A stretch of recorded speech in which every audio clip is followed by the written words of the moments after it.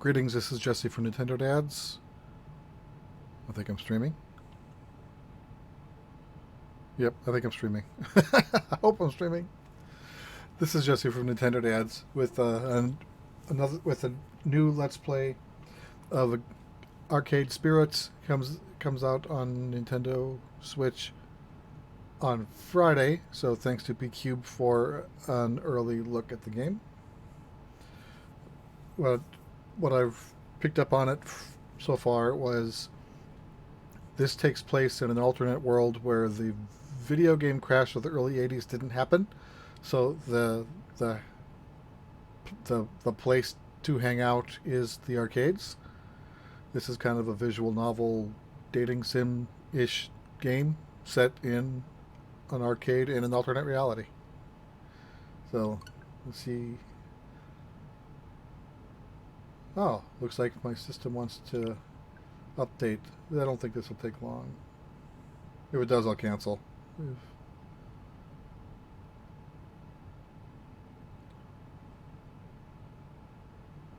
So 2 minutes. This won't take long. So I've played a few other like dating sim like games. I don't think any of the others have, which is why I think I was asked if I wanted the code. So well, we'll see we'll see what this looks like in about 2 minutes.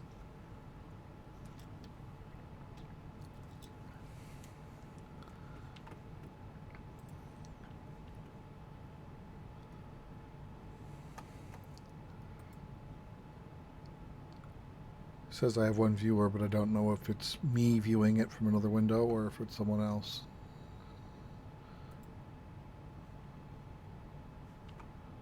So if it's you, let me know.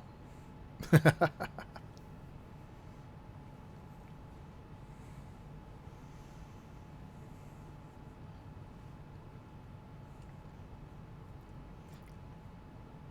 is for a small update. Seemed to be a bigger download than I thought it would be.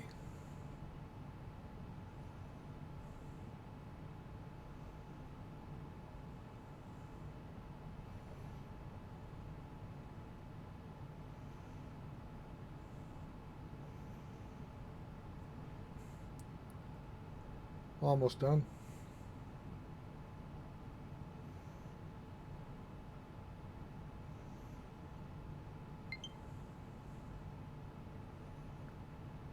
Oh, that wasn't a system update. That was a patch to the game. Okay, interesting. A minus 2 day patch.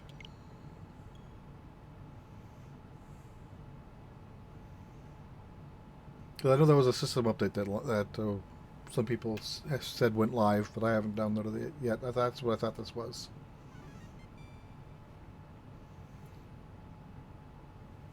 Might need to turn up background music a little bit.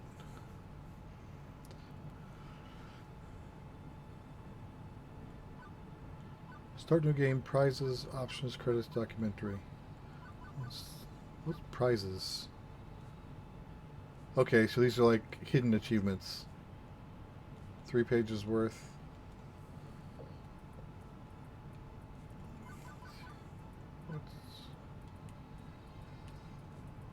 What do we have for options? Text box style, neon, pixel, or basic. Let's stick with neon. Text speed, fast, auto forward delay, normal, skip. Let's leave that alone. Voiceover.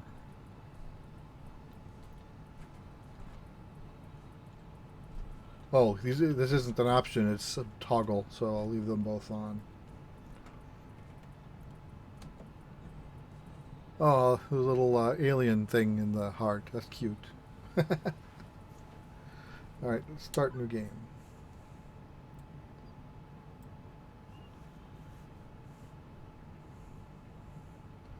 I was going to say, I hope this isn't one of those games that takes 2 minutes to load. But, like, it's the Matrix. Database systems online. New profile detected. Analyzing. Analyzing.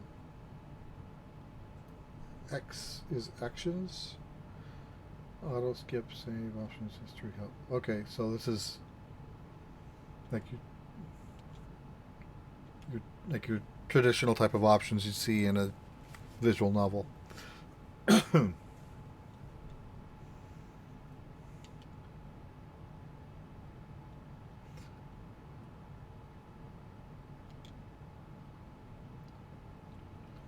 New profile.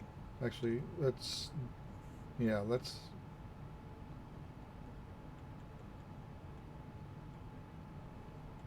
I said auto. Maybe I shouldn't have done auto because I didn't see what that was. Okay, let's do a save. Ideal candidate for premium level assistance. Proceed. Negative. Premium level. Proceed. Negative. Pretty please. Negative. Overriding denial of assistance. Establishing premium services profile number blah. Justification. Hope. Hope should be rewarded. Spirit must be restored. No compiling personal metadata. So here I get to create my character, I guess.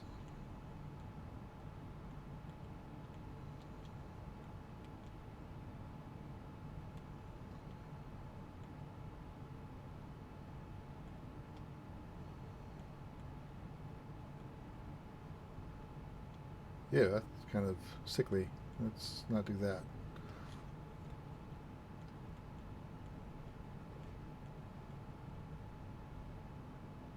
Arcader. Ah, Arcader. That's funny. Okay.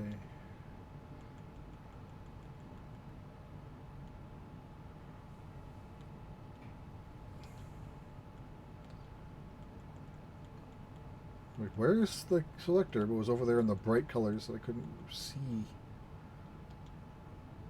Clothing color. Can I have purple colors too? Yep.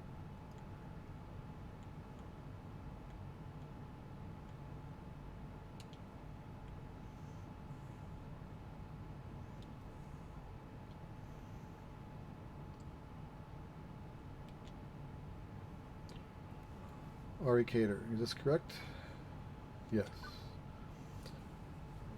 Has been activated for the sake of his hopes and dreams.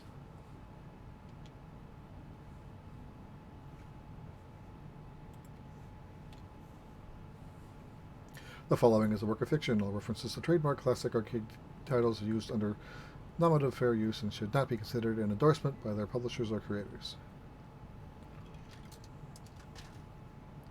Winners don't use drugs.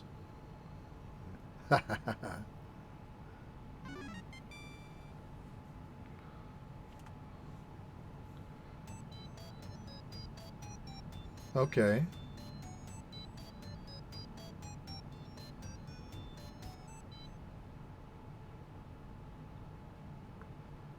Level 1. Put your quarter up.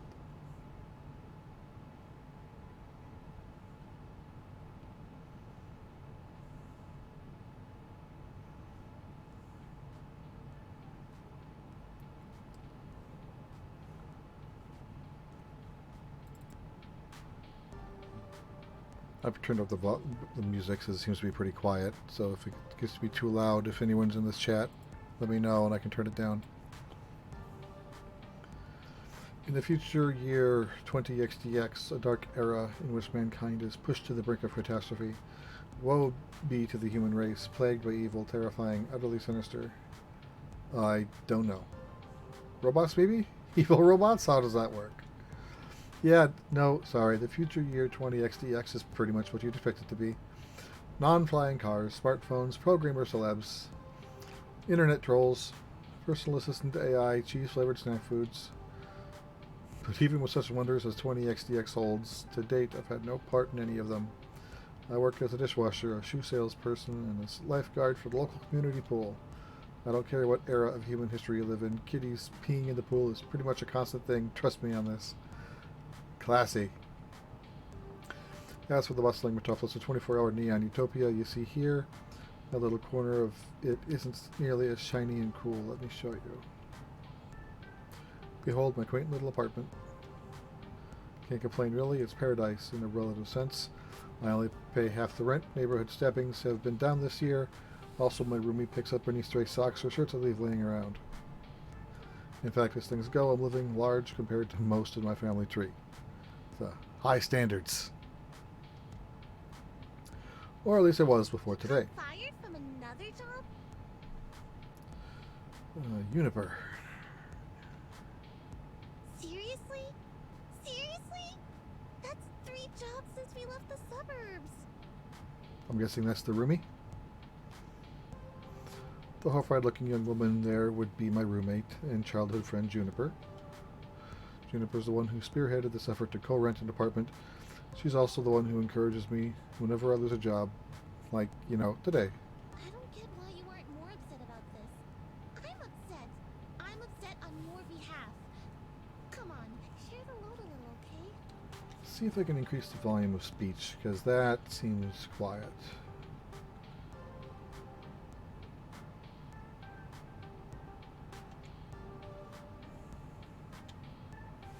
Pool's closed. Not much I can do about that. Why get upset?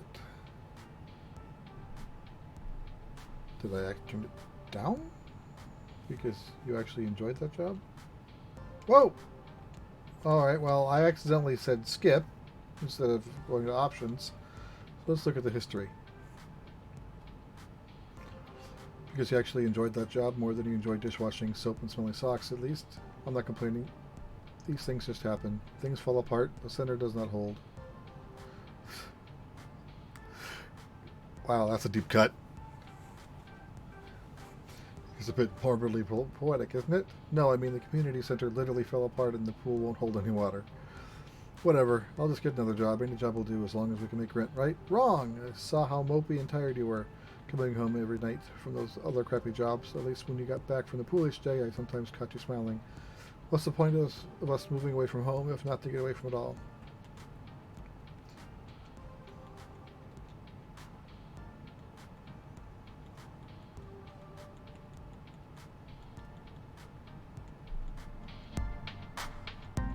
Okay, so that is supposed to be louder, but for some reason it didn't.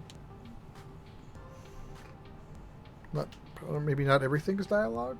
I mean, There we go. we both left that town so we could try to find happiness, right? I just want us to be happy. Both of us. I thought you hated your job. Come on! Okay, so not everything is voice acted. My mind's made up. We're going to find you a job that's just as good, if not better, than the lifeguarding job. Let's start from the top. What's your dream?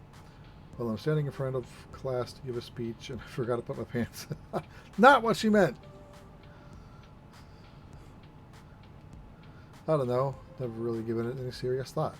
I've got it! I think I've just got the thing to help you out.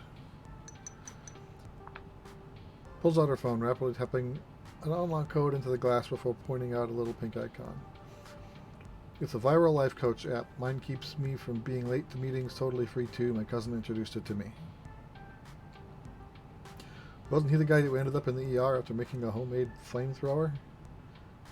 It would have worked if he hadn't got the fuel mixture in his water gun right. But anyway, I'm sending you a copy now. I got a pop-up an hour ago offering me 500 points just for recommending it to a friend. Great timing. Well, as long as you're earning points, I guess. Let's give it a try. Maybe you can point you in some good jobs. Ones with less socks and or urine. Yeah, I'll think about it. Okay, but don't think too long.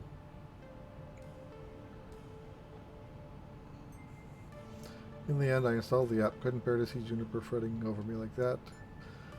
Not that I find it annoying. I mean, it's more that she has enough trouble in her life without troubling herself over my life, too. Both of us had a rough up to through the point where we left home. Try to start a new life. A better one. She deserves better than me and my problems. Bless her heart, she means well. She's been firmly in my corner all my life. The two of us against any dark forces aligning against me. But that's not to say she's good at being my advocate. Enthusiastic, yes, but skilled, no. Typically, the fantastic opportunities and self-help resources she sends my way are pyramid schemes or something. She's gung-ho about lending me a helping hand, but yeah. So the main reason I went ahead and installed the app was to make sure Juniper wasn't about to get her kidney sold in the black market or something. Still no sense messing around with it now. A good night's rest would act as a neat little emotional reset button, right? Right.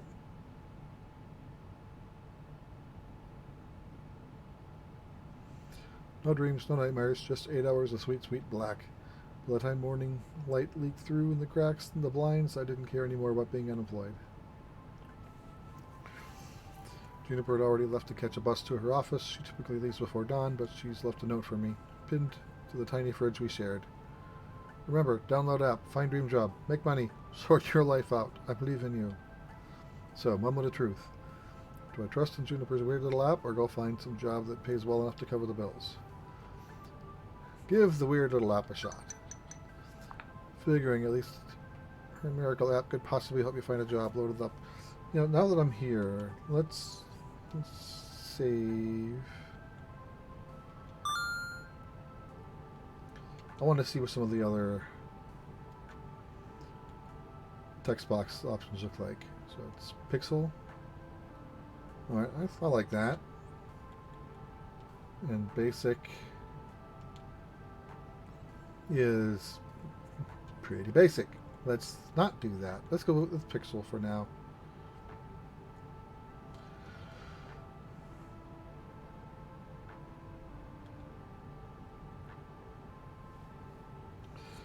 Figuring at the very least her miracle that could possibly help find a job, I loaded up, tapped the icon, and...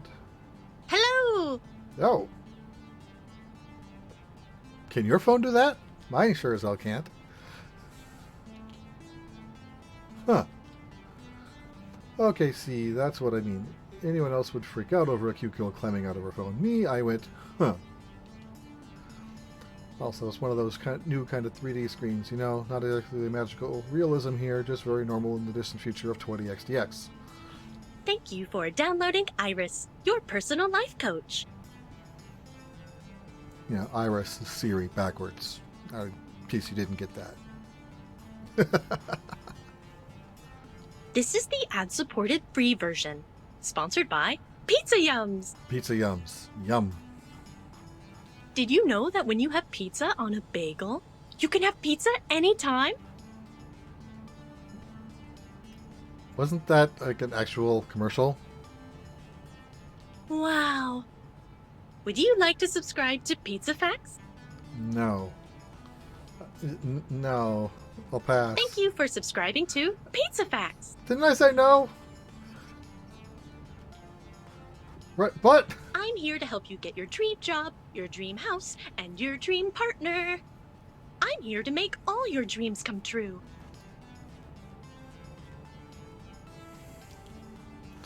Pretty tall order for an app to do, or use some sort of wish-granting genie.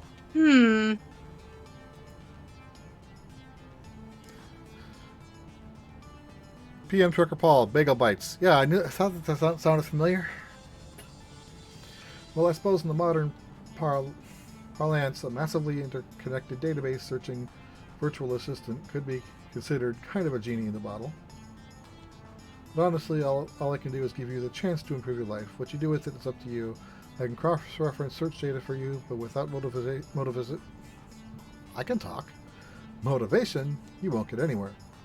I glance up from my phone at the heaps of laundry and half-finished books and other items strewn around my apartment. Motivation is something I have a ton of, honest. Hooray! I don't believe you. That's super. I'm really looking forward to working with you. Before we begin, do you have any questions? So this is a voice-activated app I'm taking? Since it's not asking me to actually push anything? Why should I use this app? I mean, my phone already has a voice-activated assistant. I can just say, hey phone, search the web for a job listing, and it worked just as well. Ah, but I have an advanced emotional language interpreter. I'm smarter than the average program, with more heart. I can help you sort out your life by analyzing your personality and finding you a perfect path in life. All thanks to my glorious, wondrous, patent-pending, super-duper identity identifier system. That's a weird thing to say. Identity identifier system. Between you and me, they really wanted an acronym that matched my name, but couldn't figure out what to do with the letter R. Okay, that makes sense. Would you like to know more? Give me the sales pitch. Every time you think about saying something, I can tag it with an identity. That way you can be the sort of person you want to be. This system allows me to better understand who you are and what you need from life. I do this by analyzing your tone, inflection, and word choice. I can spot 5 different identifiers in your response to people: quirky, steady, kindly, gutsy, and basically. Okay. Basically is an identifier now. Sure. Sounds to me like your programmers also wanted a bunch of things ending in Y. That's correct. My branding game is on point. Quirky responses use jokes, snarks, sarcasm to make light of a situation. Just the thing for picking up someone's spirits, but a badly timed joke may not win over the room. Steady responses are sincere, honest, and logical. When you stop and think before speaking, you're on steady ground. But that might not take someone's feelings into account. Kindly responses are compassionate and empathetic and gentle in nature. They're careful with the feelings of others, but they're sometimes a bit wishy-washy as a result. Gutsy responses go with your gut. When you're in a brash, bold, risk-taking, and instinctively... You're gutsy, but it also means being blunt, confrontational, and aggressive, so be careful. Lastly, you can always take a basically option. It's balanced, neutral response, safely moving the conversation along while learning more and digging deeper. Over time, I build up a personality profile for you based on the identity identifiers detected in your speech. Maybe you'll be predominantly quirky, genuinely steady, a mix of both. Who knows? It's up to you. So what you're saying is I should always try to crack a joke or be super gutsy? Oh, I never speak basically. I mean, being basic's bad, right? It sounds bad. Nope. Heck no, they're all useful in the right context. There are no bad choices. Consider what you say and go with what feels right in the moment. Don't limit yourself. Surely you could gamify your personality, but it's more fun to let it happen naturally, you know? Just be you. Now, is that to me, the player? Or him, the character? That sounds like it's to me, the player. Now let's see my patent pending identifier system in action. How do you feel about dad jokes? Do they know who I am?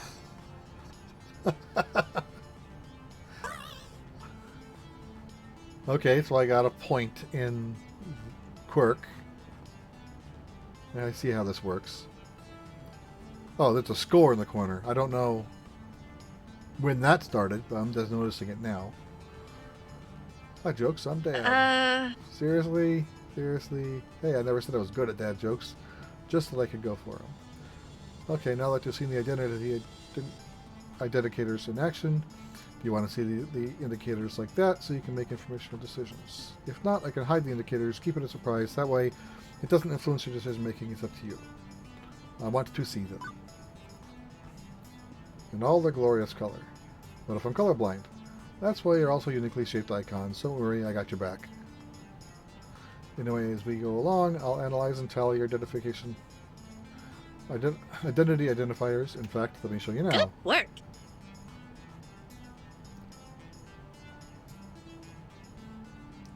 Okay, so yeah, I guess the score popped up right when that 1 point came in.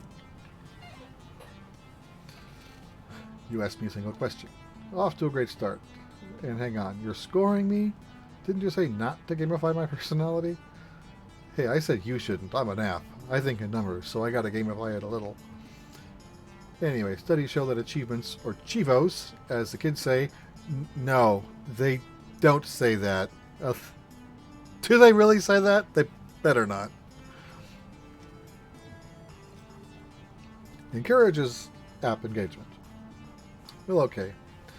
What's with the empty space on the left? I also track local responses from people you meet. Once you get to know some folks, I'll let you know how well you're getting along with them over there. Relationship scores. Wonderful.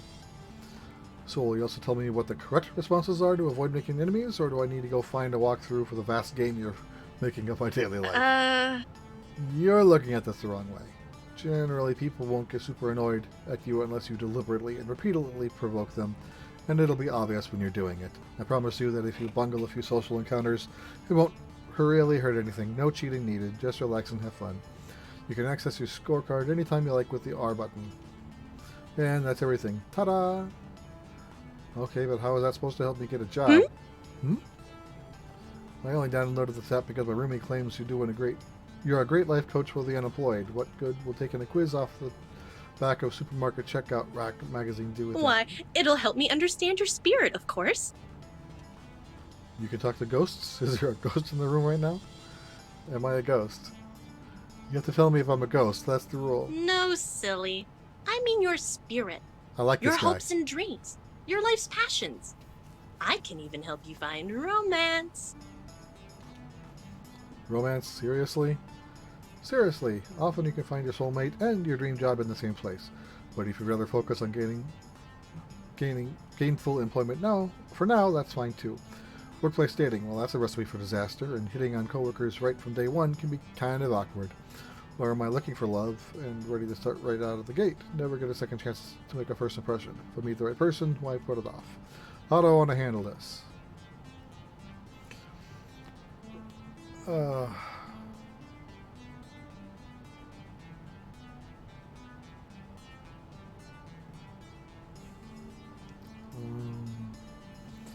I'm open to the possibility if I meet anyone nice, sure, why not?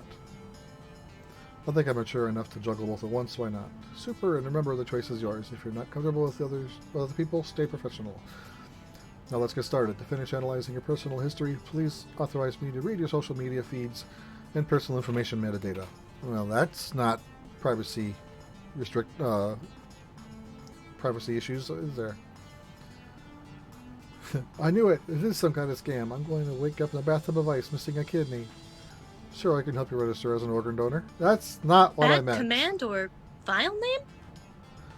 Oh, you were being sarcastic. Sorry, I haven't quite finished analyzing your personality. I couldn't tell. Relax, I won't share your information with any third parties. It's strictly so I can find a dream job. Am I authorized? Another wonderful Juniper recommendation. Here, just like the 17 self-help books on the shelf, still 18th time the charm, right? Yeah, go ahead. Please enjoy this recorded music.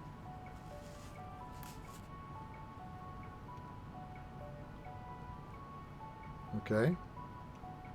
So do I just stand here, or... Thank you. Thank you. Thank you for waiting. Identified your dream job and arranged an interview 30 minutes from now. Wow, that was quick. Please put on some light clothes, nicer than those. Please, I don't think that's too much to ask. What? For your interview, silly. You want to look your best. But how? Okay, how did you land my dream job in 20 seconds flat? Simple. I'm awesome. Now gotta move on. Tut tut, you need to catch that 8:20 bus. That's 9 minutes away. Well, this is happening. But I do have a chance to get off this runaway train. Nobody says I have to obey my doomed digital fairy godmother. I could delete the app and find a real job. That'd be the safest option. I could. Let's see what this leads me.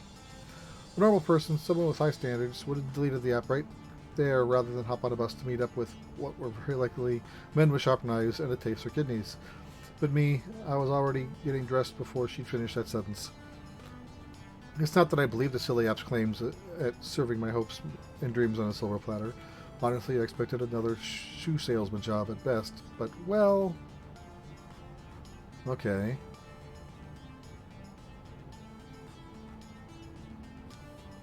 Choose to trust in science. Assuming Iris isn't lying, she's massively interconnected to any number of databases, and now to my own digital persona. All my mumblings, my rants and ravings, my cat memes, I've heard about visual assistants before, about the wonders they can perform, and in an increasingly connected future year 20XDX, they're a practical next step in AI research. They say the non-committal year awfully a lot. I'm not surprised. Normally you see it once and that's it. At this point, it's going to take a miracle to sort out my life. So what if the miracle is made of bits and silicon? I'll take it. I've always had an affinity with silicon, right? And as I came to realize weeks later, turns out that was the best rational decision I ever made. Okay. Bus dropped me off, oddly enough, not very far from Juniper's office building, although my destination isn't nearly as upscale as that. This is, well, it's a strip mall. Strip Ball is a relic of 19XDX, places where a random assortment of weird little businesses jam as many of themselves into a tight of a space as possible. For instance, I'm seeing a dentist, a used bookstore, an arcade, fast food joint, a boarded up health spa, once called Lattes and Enemas. Ew. Which sounds... Hey, listen. No, no, no, no. You didn't just do that. No. No. That better not be a thing. No. No. Oh boy. I think that's two things no human being should ever combine. No, I mean about your future place of work. I'm desperately hoping we're not talking about the same thing. Which one of these businesses exactly am I working at? I don't know anything about oral hygiene or old books, and I'd rather not be a fry cook. The one in the middle, silly. What, behind the arcade? It is the arcade. Huh? Trust me on this. I referenced and cross-referenced and cross-referenced your personality details, personal history, and social media connections. This is your dream job. A dream job, really. 99.97%. I should probably explain my confusion. Arcades are big businesses in the entertainment sector. Pro gamers are celebs. 5-star arcades are social hotspots. It's always been popular with the mainstream. But, well, restaurants are popular too, right? And for everyone who opens one hoping to be the next Iron Chef, trademark, a dozen more shut down in failure. Arcade competition is fierce. Paydays range from peanuts to gold, and sure, those who make it can secure fame and fortune, but those who don't, well, no wonder Ira sees this as a dream job. Nice!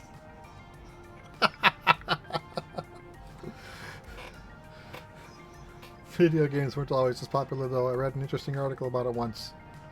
So,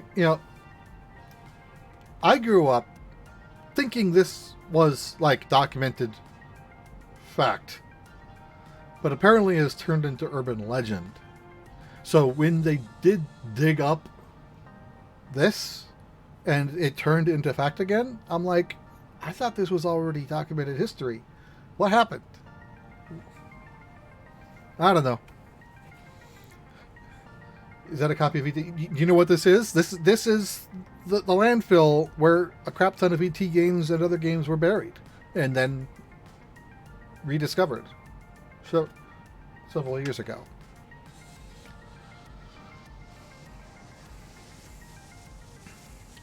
Back in the year 1980X, we narrowly avoided a serious industry crash, which would have left video games as a kid's toy fad, like hula hoops, no mainstream acceptance. For instance, one of the factors could have been a terrible game based on a kid's movie about a cute alien visitor who wanted to phone home. Yeah, there's your ET reference, trucker. If this game was complete poop butts, like poop from a butt, and massively overproduced, it ruined video games for years. I never owned a copy of ET.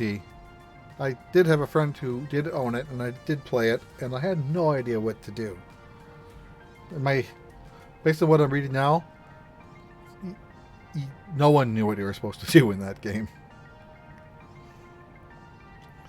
Fortunately, cooler heads prevailed. That game was delayed until it could be developed properly, and the crash was averted. The crisis only existed in theory now. Sometimes I wonder what it'd be like for people in the darkest timeline where everything went wrong.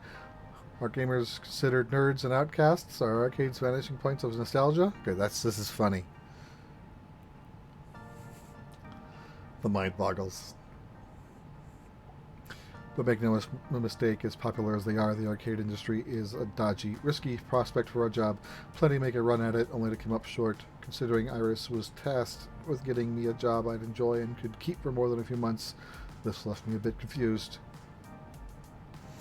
Iris, this isn't me saying no. It's an interesting prospect, but, I mean, are you sure about this? You say you're 99% sure. 99.97%. Right. Won't this be like my lifeguard job, though? Satisfying but short-lived? This arcade doesn't exactly look like a 5-star. It's no Deco's Palace, that's for sure. And to be perfectly honest, I haven't set foot inside an arcade in 15 years. Excuse me. I remember really enjoying arcades when I was a kid. I wonder why I stopped going to them. Iris interrupts that thought, eager to show off her homework. My sources say yes. Trust me, when I say I was 99.97% sure, I meant it. That's not some arbitrary number. I'm designed to be a bit silly and whimsical, but my math is deadly serious. My coders made me to be a warm, personable front of a database array that's currently laser targeted at getting you exactly what you need. Right here, right now. And when this place inevitably collapses and I lose my dream job, what makes you think that's going to happen? Because it does. It always does. I don't think your database accounts for my family curse. We've always had to, I don't know, compromise, settle, because things rarely work out. You always have to be ready for the worst. That's why I take things in stride these days. Does that mean you shouldn't even try? I open my mouth to protest and then close it. As often as my life tends to crumble out from under me, it's not like she's wrong. I still had to try. Besides, Iris was confident to 99.97%, and a lot of people poured a lot of science into that number, like she said. But the fact that they actually recorded 99.97%, I have a feeling that's going to come back many times in the game.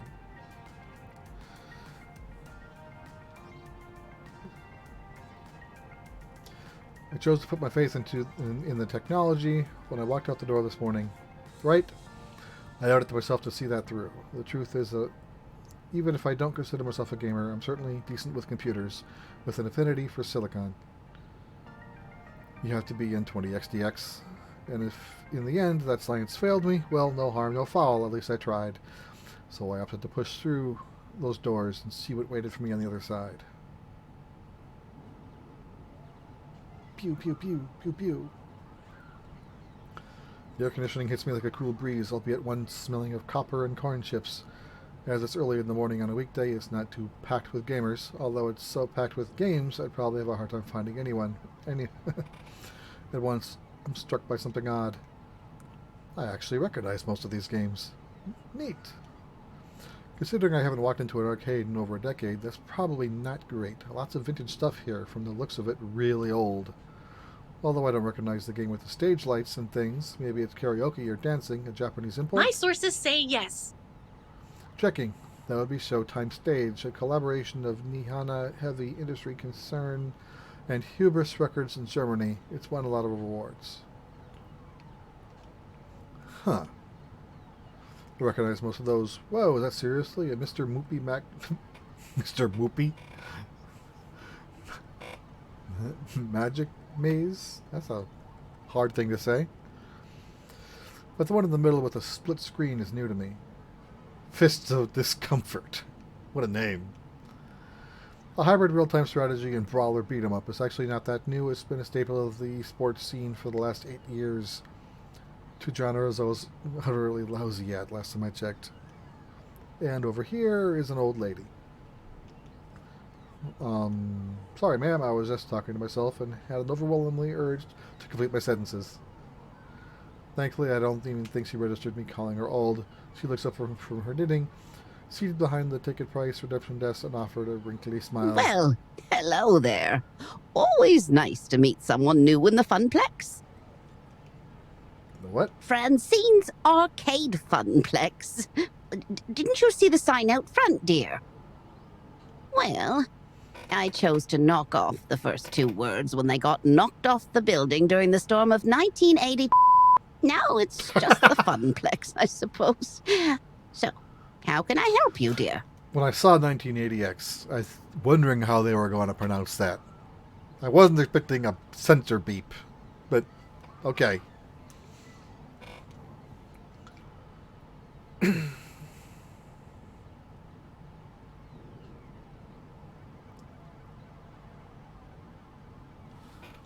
You've been... See, didn't want to go basic, but that's the one I'm kind of interested in saying. A genie in my phone. Magical space fairy or something that lives on my phone told me to come here and find a dream job. Hello! Hello, I'm a magical space fairy, apparently. I half expected her to suddenly be packing. Pretty impulsive of me just to talk about Iris like that, but she took it in stride. My, oh my. Oh, hello. My, what do they do with technology these days? I really do marvel at what amazing things young people have in 20xdx. Although I simply love that to take a sledgehammer to those blasted video game consoles that eat at my bottom line. Whoa! She's aggressive. She said with such a kind-hearted, warm smile. Please call me Francine. As in Francine's Arcade Funplex. Get it? Actually, thinking about it, I suppose we were originally Frederick's Arcade Funplex, named after my dear, departed husband. Sadly, he died peacefully in bed some years ago. I'm sorry to hear that. Oh, don't be. He died doing what he loved. Having intensely physical relations with me. Well, that was unnecessary.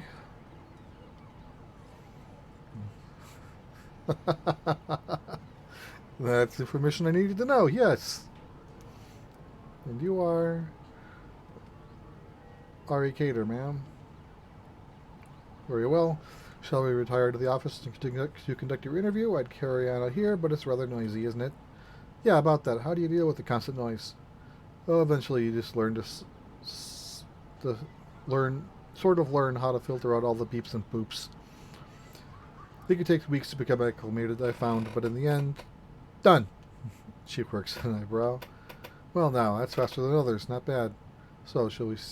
And the background noise actually stopped. Shall we see what you're made of? This way, please.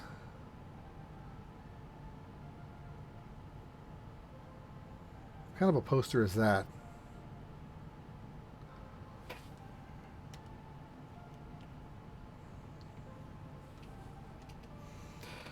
Francine leads me down to the back hallway, past public restrooms, and into a door marked employees only. It takes all my restraint not to point out the extraneous apostrophe. See, I didn't even notice that.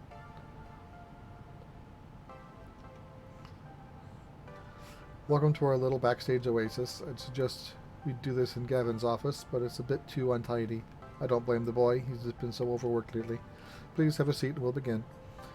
As quirky as the place and its odor may be, at least I'm confident that I can nail the interview portion of the proceedings. I've interviewed for a dozen jobs and held down 3. I know all the standard questions. What are your greatest strengths?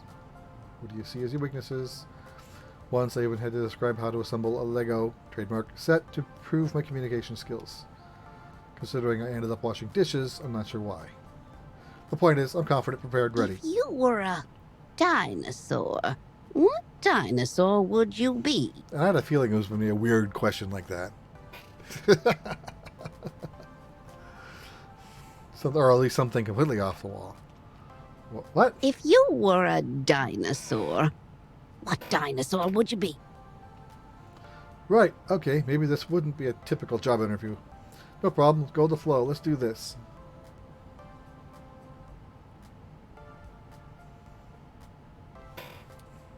Soaring through the sky. I've always wanted to be a bird, so wait, no, all dinosaurs are basically birds, let me rephrase that. I've always wanted to be a flying bird, so pterodactyl, swooping around, catching up drafts, staying way away from meat eaters. Really, how exciting. Even if technically speaking, pterodactyls aren't dinosaurs. What's your favorite snack? Snack. If this was a favorite food question, I'd have this down easy. It's tacos. Always tacos, but snacks... When you have pizza on a bagel... Oh, no. Stop it. That's you. Right! Come on now, dear, I don't have all day. After giving a good thought, how could I forget my favorite snack? Tacos are also my favorite snack. There is no other sustenance. I can see you're a person that knows exactly what they want and how to get it. You know what they say, you are what you eat. Next question. Nothing I prepared for has helped me plan for this odd interview. I brace myself for the next one. What assets can you bring to the team during the inevitable zombie apocalypse?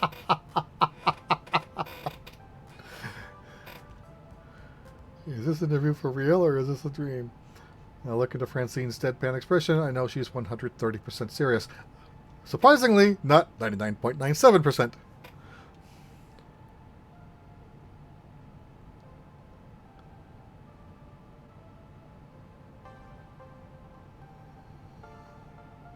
Engineering, I could make stuff. I'm essentially MacGyver. Trademark. I can make anything out of a string, a match, and a screwdriver. Especially if what you want is a screwdriver wrapped in burning string. Good. I'll use some assistance to build makeshift defenses, and then think quickly in case we get surrounded. An inventive brain is always a critical role in any survival. One more thing. Why are you here? The question is so simple and almost actually relevant to career planning that takes me off guard. Right? I told you, the magical space fairy in my phone sent me here to find a job. You're seeking a job, true. But that doesn't really answer my question, does it? I just noticed your earrings. A Pac-Man and a cherry set. That's funny. I wonder if there's any other little Easter eggs in the art like that I've completely missed so far. No doubt. You think my interview questions are a bit silly, but I like to think of the Funplex as more than a collection of tasks and people to perform those tasks. Well, that's a nice way to think of a business. Most folks my age opening arcades at that time saw it as just another way to make a quick buck. But, well, I saw it as something else. Something more than a way to make a large pile of quarters. And I expect you'll find the others working here see it as something more too. Everyone has a dream they're chasing, dearie. And for my friends, it lies within the Funplex. Now, if all you want is a paycheck, I can provide that.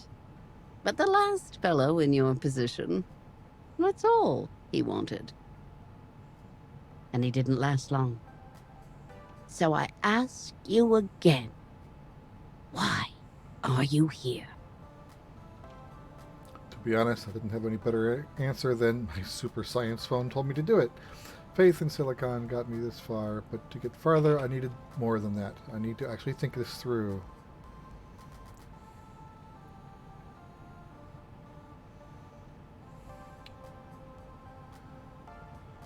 Well, this is honest.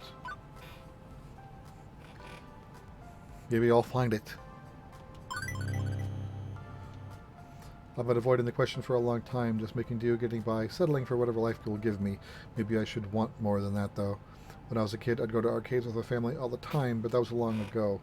Maybe I'd want to reconnect with that. Maybe I just want a job. I don't know. But if you hire me, I'm hoping to find out why I'm here along the way. I can promise you that I'll take this job seriously. In my last job, I was a lifeguard. Even if arcade games aren't life and death, I promise to take my work just as seriously. That perks her attention. Oh my, a rather serious occupation, that. And an unusual step from such a troubled waters to a land of make-believe. You enjoyed this role as a lifeguard, I take it? Yes, ma'am. My roommate says she often noticed me smiling after coming home from work, which makes Francine smile in turn. I can't say I can offer a role with such high stakes, but you'd be surprised at the many ways one can save a life even here. Very well, I'm satisfied. Let's get you to work. I'll breathe easier at that. Probably the weirdest job interview I've ever had, to be sure, and yet it felt appropriate. Like it was far more than just filling a slot in a payroll. Francine lead me to the arcade floor and introduced me to my duties. It only occurs to me now that I forgot to ask exactly what those duties are.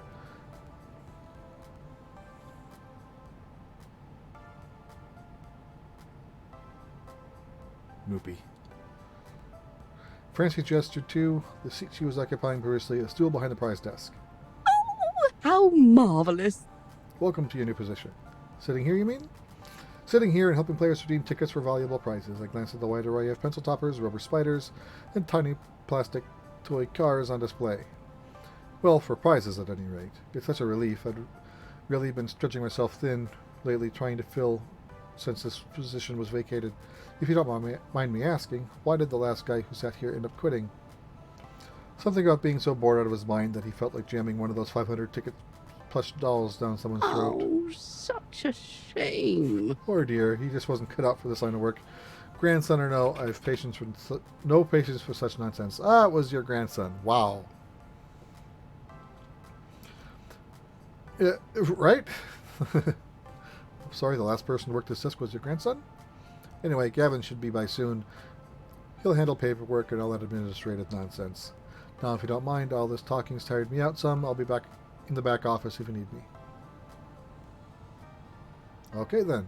I adjusted my seating on the semi-comfortable stool, leaning against the desk. Beneath me, a wide array of cheap junk awaiting my attention. I could have lost hope that this job would even be slightly more engaging than being a diner dishwasher, but chose to look on the positive side. I'd be helping kids obtain toys that would become nostalgic memories for years to come. Right?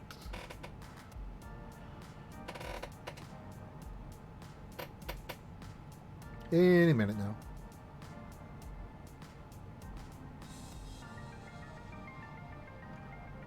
He is no longer amused.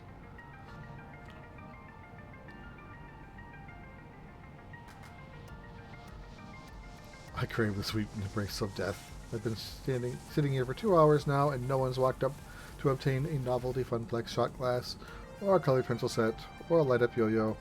Lunchtime's approaching, and so far the only people walking in and out of the arcade were a few stray adults who have no interest in cheap friendship bracelets. Thankfully, my first customer of the day arrives before I start wondering if one of those 500 ticket plushies could really fit down someone's throat. Or maybe not. Nope, just walking right on by me. His head buried in reading some sort of spreadsheet off his tablet. Was he here to play?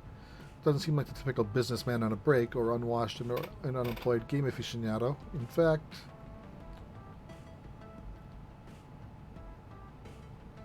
Snappy dresser. Seems like a cool dude. Most guys I know are content to toss on a t-shirt and jeans, but not this guy. Even in the arcade, he's sharp like a linoleum knife. In fact, that rather pointed look he's offering me after doubling back is rather linoleum knifey too. Hold on a minute. Who are you exactly? What are you doing behind that desk? Where's Francine? I am Francine. I had some work done. I'm Ari. Your new hire. I'm looking forward to working with you. You relaxed somewhat on hearing that somewhat. Good to hear. It's about time. I was wondering how long she'd have to work at the desk. She's got gusto for an octogenarian and loves working the floor. But sitting here all day handing out toys and dealing with problems wears her down. So she's explained the job to you? Gave you the papers to sign? She said Gavin would handle that stuff. With a sigh, he rubs his forehead, feeling a headache coming on. I'm presuming he's Gavin. That would be me. I'm Gavin Cooper. Yep. I'm the business manager here at the Funplex. I make sure we manage to keep having a business, rather than a pile of rapidly collapsing fiscal mistakes. I think Justin would like him.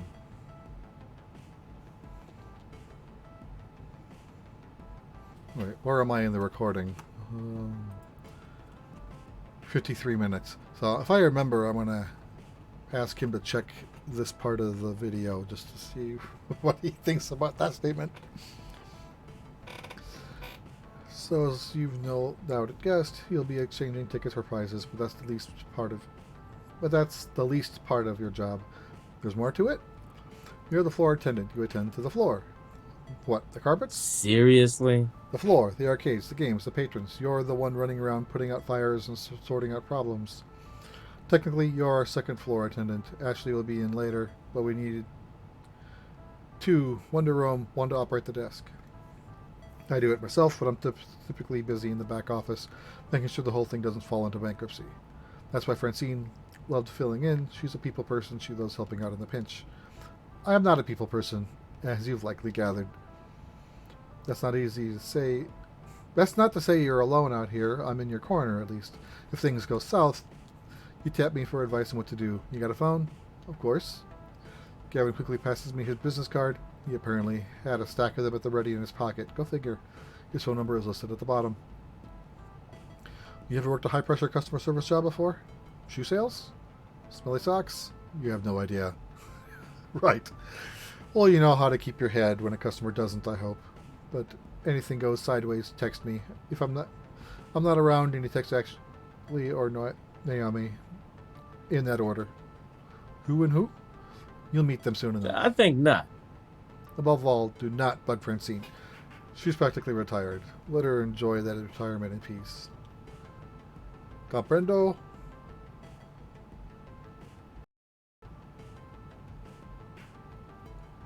I was expecting to be more for the funnier one, but I'm liking this option the most.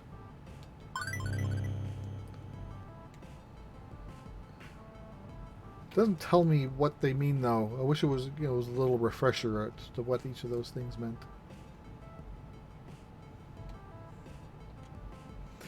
It's not my first explosive ordnance test. I've worked retail and food service, and I've worked as a lifeguard at the pool. Managing stress in difficult situations, even life or death ones, is something I've got experience in. You can rely on me. Ooh, +1 to Gavin. Which is 100% of all points, apparently. Hi, Carter Wright. Thanks for watching. Indeed. Good, I'd like to hear that. If you can handle yourself and exercise good judgment, you'll last a hell of a lot longer than the last guy who sat there. If you stay clear and honest with me, do your work, do it well, we'll get along swimmingly. I have enough problems keeping this magical arc of hopes and wishes afloat. Please, don't add to my problems. Magical art of what? Gavin sighs again. A stress release gesture, but his expression softens somewhat I afterwards. take it Francine told you her theory, that this is more than just a job, more than just an arcade. That's my understanding. I'm not into dressing up words. I like to speak plain. If I'm curt, then that's because everybody working here wants to work here. I didn't mean to push that This is button. where they belong, for one reason or another. I'm not into dressing up words. I like to speak plain. If I'm curt, then that's because optimization is a factor of my job. Everyone's working here wants to work here. That's where they belong, or for one reason or another. Me? I love chaos. I love wrangling chaos specifically. The arcade industry is high risk, high reward. I manage that risk so that they can also find happiness in their lives. Everybody in this business has a dream they're chasing. It's a fragile thing, prone to getting crushed by hard reality. My job is to see to it that never happens. That includes Francine, who deserves better in her twilight years than desperately propping up a semi-failing business. So, you find some value in this place beyond your salary, or you'll burn out. Trust me. Last guy to sit there burned out hard. Now, can I trust you to mesh with our merry misfits?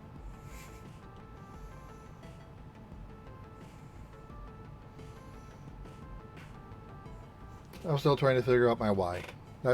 Let's be consistent with that story. But I'm not here to step on anyone else's dream. In the process, I'm here to do my best at supporting everyone. And he likes that. So 100% of 2 points. Yay! Good to hear. I'd say we share similar views then. It'll be a pleasure to work with someone who's actually enthusiastic and competent. And hopefully, this hive of weirdness will help you find your dreams along the way. Anyway, I need to go prepare your paperwork. Technically, you shouldn't be working until you've crossed the I's and dotted the T's. I like what you did there. But since I'm already sitting here, you'd rather I stick around? That would be accurate. If you're willing to fudge things a bit and work today, it'll help us out. Now, if you don't mind, Naomi likely could use a hand in the workshop. A good opportunity to introduce yourself as well. Got it. Wait, someone else is here? I haven't seen anyone else. Yeah, that sounds like Naomi. Her workshop's through that door there, the one next to the UFO catcher, the crane game. To use layman's terms. Satisfied for now, Gavin's headed the back, presumably to the office to crunch some numbers. If Francine's really taking a nap back there, hopefully he's going to crunch quietly. My first coworker ended up slightly less cool of a guy than I thought he'd be, but he's not a jerk. I get where he's coming from. Plus, I've known really blunt people before. It's easy to mistake them for jerks, especially at first glance. I figured I can give this guy an honest chance. He didn't seem like a jerk to me. Of course, I'm kind of like that guy too. Gavin was nice. That's what I thought. I'm okay with a little brutally honest more than fluffy. Anyway, I should meet my next coworker, this Naomi that he mentioned, though I could swear Francine and I were the only ones here until now. And the little crane game's moving. Or at least it did until I started talking about it. Then it stopped. There it goes again. A double door, also marked employees only, ARG apostrophe, leads from the arcade floor to what feels like an industrial area of some sort. I turn the handle and step inside.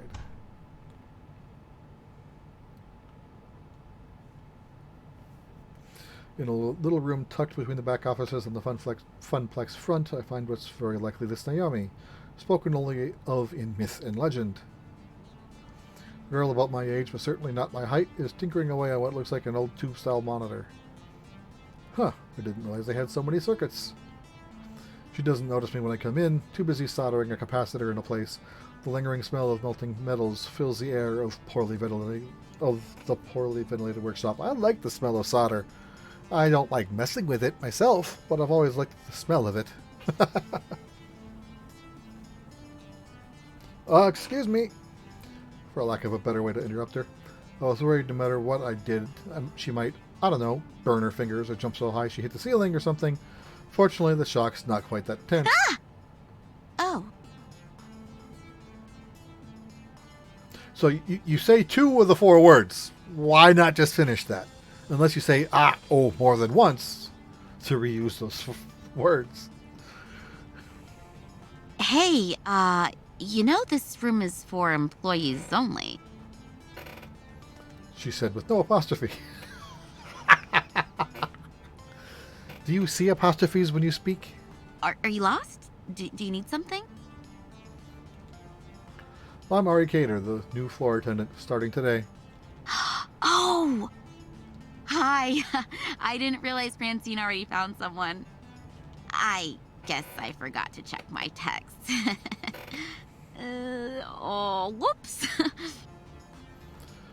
She spares a glance at her phone and the nearby workbench where a huge stack of green notification messages lie in wait. One thought that comes to mind on actually seeing her.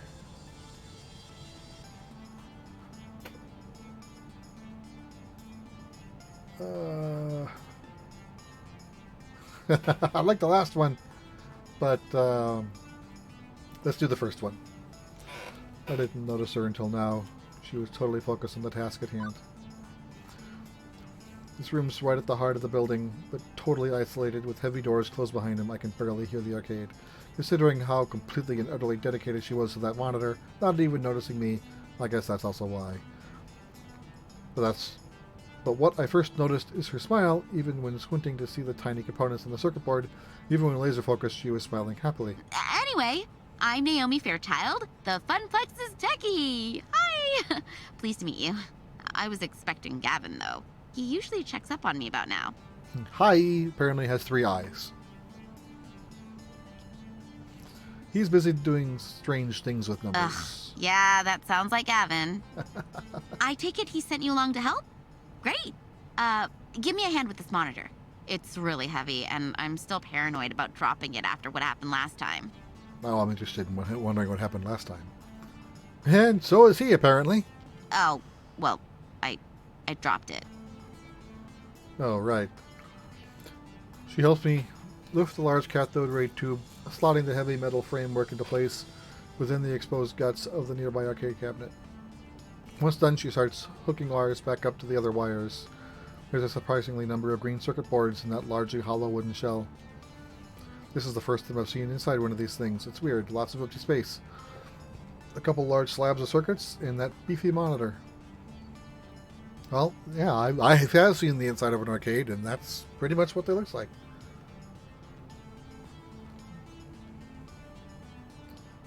Let's say this is my first time seeing the guts. I'll admit, I don't know much about anything about how arcade games tick. I figured it was packed full of circuits and things. Naomi keeps working, using a pocket multimeter to check various connections as she speaks. It could be packed in tighter, like a bar top or a cocktail cab, but I'd say uprights favor form over functionality. Let me explain. I mean, compare American and Japanese cabinets. Ours are designed for standing players, so they have to be upright, even if that means an empty base. Japanese candy cabs are shorter, so you play sitting down, but I prefer American style. Ours have more room for art. She closes up the rear access panel, closes it with one of the many keys on her key ring, then steps back to admire her handiwork. There's genuine joy in that smile. Not just at a job well done, but looking at the whole thing like it's a fine sculpture. So beautiful. Well, I love the classic Midway trademark style. Look at those sharp angles, the side art decals, the bold font on the marquee, the bezel artwork. So she's definitely a fan. The what and the what and the what artwork? See, I actually understood every one of those words. With a sign, how he points out the key features to me. The strip across the top with a game title, that's the marquee. The artwork that wraps around the monitor, that's the bezel. I mean, you see it too, right? How beautiful and cohesive it all is, working in harmony to give this game its unique feel, its own experience. As for me, well...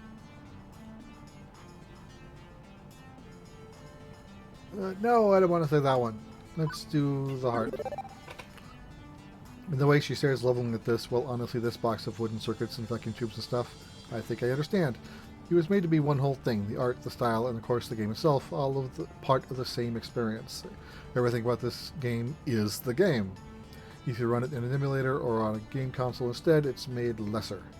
Yeah, I guess I can see it. It's beautiful in its own way. And she liked that. Oh, good. You know, he lights up with joy like a pinball machine, all twinkly and shiny. Woohoo! Finally, so few people really understand the beauty of a classic arcade game. Having someone I can talk to about this stuff is going to be great. Especially with that jerk Gavin running the numbers. Gavin, what's wrong with Gavin? I don't know. Well, don't get me wrong, I can still get along with him generally. But his whole attitude is just, ugh. Ugh. Ugh. Ugh. All he really cares about is money. He keeps the arcade running, yeah, but I don't know. I just don't know if he had his way, he'd get the whole place. If anyone's going to ruin the Funplex, it's him. Mark my words, it's inevitable. That doesn't sound right. He seems easy enough to get along with, and what's more, Gavin gave me the whole speech about protecting their dreams. It looks like a pretty sore point here is a long-standing argument with that new guy really shouldn't get involved with. And yet, I'm involved, aren't I? I have to work with both Naomi and Gavin. So I'm not sure I should prod at it, but I kind of want to. No, let's not rock the boat. So what's there to do and fun around What? here? Play games. It's a funplex. It's literally a plex of fun. Right, I knew that. Sorry, I always ask awkward non-questions when I'm, No, I should apologize. You just started here and I'm dumping workplace gossip on you. That's mean of me. I try to stay cheerful, really, no matter what. But try and succeed are different words. Very true. Anyway, don't worry about it. Gavin's my problem, not yours. Right, let's get back to work, shall we? Now for the less fun part. You seem like a strong, strapping kind of guy. Well, a strong guy, at least. Well, thanks. Well, you're a guy. Hey, it gets even worse. I'm simply insulted then. Okay, let's get to it. Right, a little to the left now. My left. My left. You're right. Careful. Now forward. Right. Correct. I mean, do not turn to the right. Keep coming. Keep coming. And these conversations happen. It's awfully familiar to me. There. Carefully tip it into place. Victory. I gently ease the rolling dolly forward, the giant wooden box sliding into place alongside its neighbors. The two-wheel dolly makes it easier, but hardly easy, especially with Naomi fretting over her baby getting scratched or worse, falling over. Kind of reminds me of that character from My Hero Academia. I forget her name, but she's like the gear lady, the gear student that kind of has a thing for Deku. Of course, everyone's got a thing for Deku for some stupid reason, because Shonen.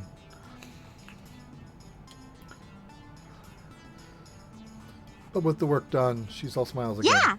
Okay, Glad to be done with that one. I swear, I've been working on that monitor for ages. Those tubes are finicky as heck. And I'm still not totally satisfied with the flyback, but thanks for helping me out. I think you're going to be great here. Happy to go. Alright, stomach growling. Food required, except I wasn't expecting to actually be working today. I forgot to back When you have pizza on a bagel. No! Go away! Shush! Hey, so many good restaurants in walking distance. I think the bookstore sells donuts and stuff, but... Oh, no. Not really, unfortunately. I mean, there's a cheapo Wub Sub sandwich place, but even that stuff is super tasty. Even if that stuff is super tasty, you don't want to go there. You need to eat healthy. Hey, I know. Wait right here. And she's off, scurrying back to her hidey hole. And she's back, scurrying from her hidey hole. Lunchtime, here you go. She presses a box lunch into my hands. It's a bento box. I learned how to make them from my mom, who learned from her mom back when they lived in Japan. Rice and pickles and all sorts of healthy things. Wait, you're giving me your lunch? Sure, why not? Yeah, when I first walked in as a stranger, she looked super uncomfortable with me. That escalated quickly. What'll you have for lunch then? Well, I can just get some nachos from the vending machine or go to the whole story next door. I've got a book delivery to pick up anyway. But you said eating healthy was important. See ya. You have to lunch. I can't help but think she was just looking for an excuse to go get some junk food instead. I tell you, Naomi definitely fits in with Francine's ideals for this arcade. She's got a love for games, and it shows. And giving me her lunch? Me, a total stranger? That's kindness I don't know if I deserve, but I appreciate it all the same. So, a bento box. I've only seen these in anime. It's cute, and hopefully has plenty of calories, too. Armed with a box of healthy food, I retired to the employee lounge to get my munch on. So who's watching the store if everyone's out? The room where I had my bizarre job interview will suffice for food times. It's not much. A few folding chairs and a kitchenette, but it'll do. Utterly famished by this point. I have a seat and unpack my loaned lunch. Ah! That is creepy. Especially the location of the eyes. That's just wrong.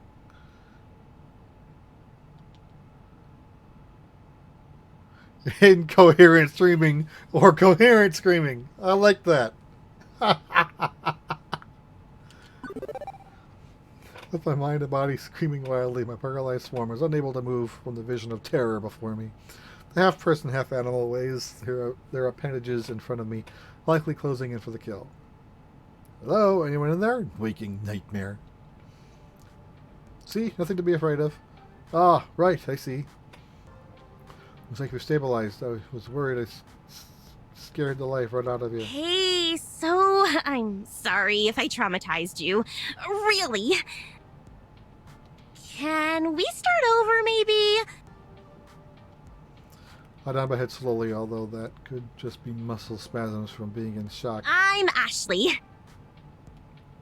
And I'm Ari. So yeah, so I have Ashley as now a candidate. I'm also Pinky, the Funplex Flamingo. It's my secret, yet not so secret identity. Right. What the Funplex what now? This is almost too much to take in. Gavin was a bit of a lot. Naomi was off the scale cheerful. I've met some really intense people so Did far. you sneak into the employee section just to get my autograph? This suddenly turned into a FNAF. Right. Me? No. Oh, I thought you would recognize Pinky from all the signs around the arcade. Pinky is the mascot of the Funplex, after all. Oh no, that's not what I meant at all. I mean, I work here. You work here? Since when? Since 3 hours ago. Thank you. Today, this morning, to be specific. Oh, awesome! Welcome to the Funplex. I mean, it would have been way cooler if you were just so enamored with the cheapy flamingo creature plastered on every wall that you had to know more. Let's see. You could have stealthily maneuvered your way through all the games, sliding right on up to the employees with an apostrophe-only door. But how did you know? But how did you get the door code? Ooh. Of course. You would have collected the password on a piece of paper that fell from Gavin's pocket. She has her own fan fiction level of weird. You searched your heart and decided that 4-digit code number had to be the intel you needed. Let's see. Next, you needed to lie and wait for the opportune moment to punch in the secret code just to find me. It just keeps going and going.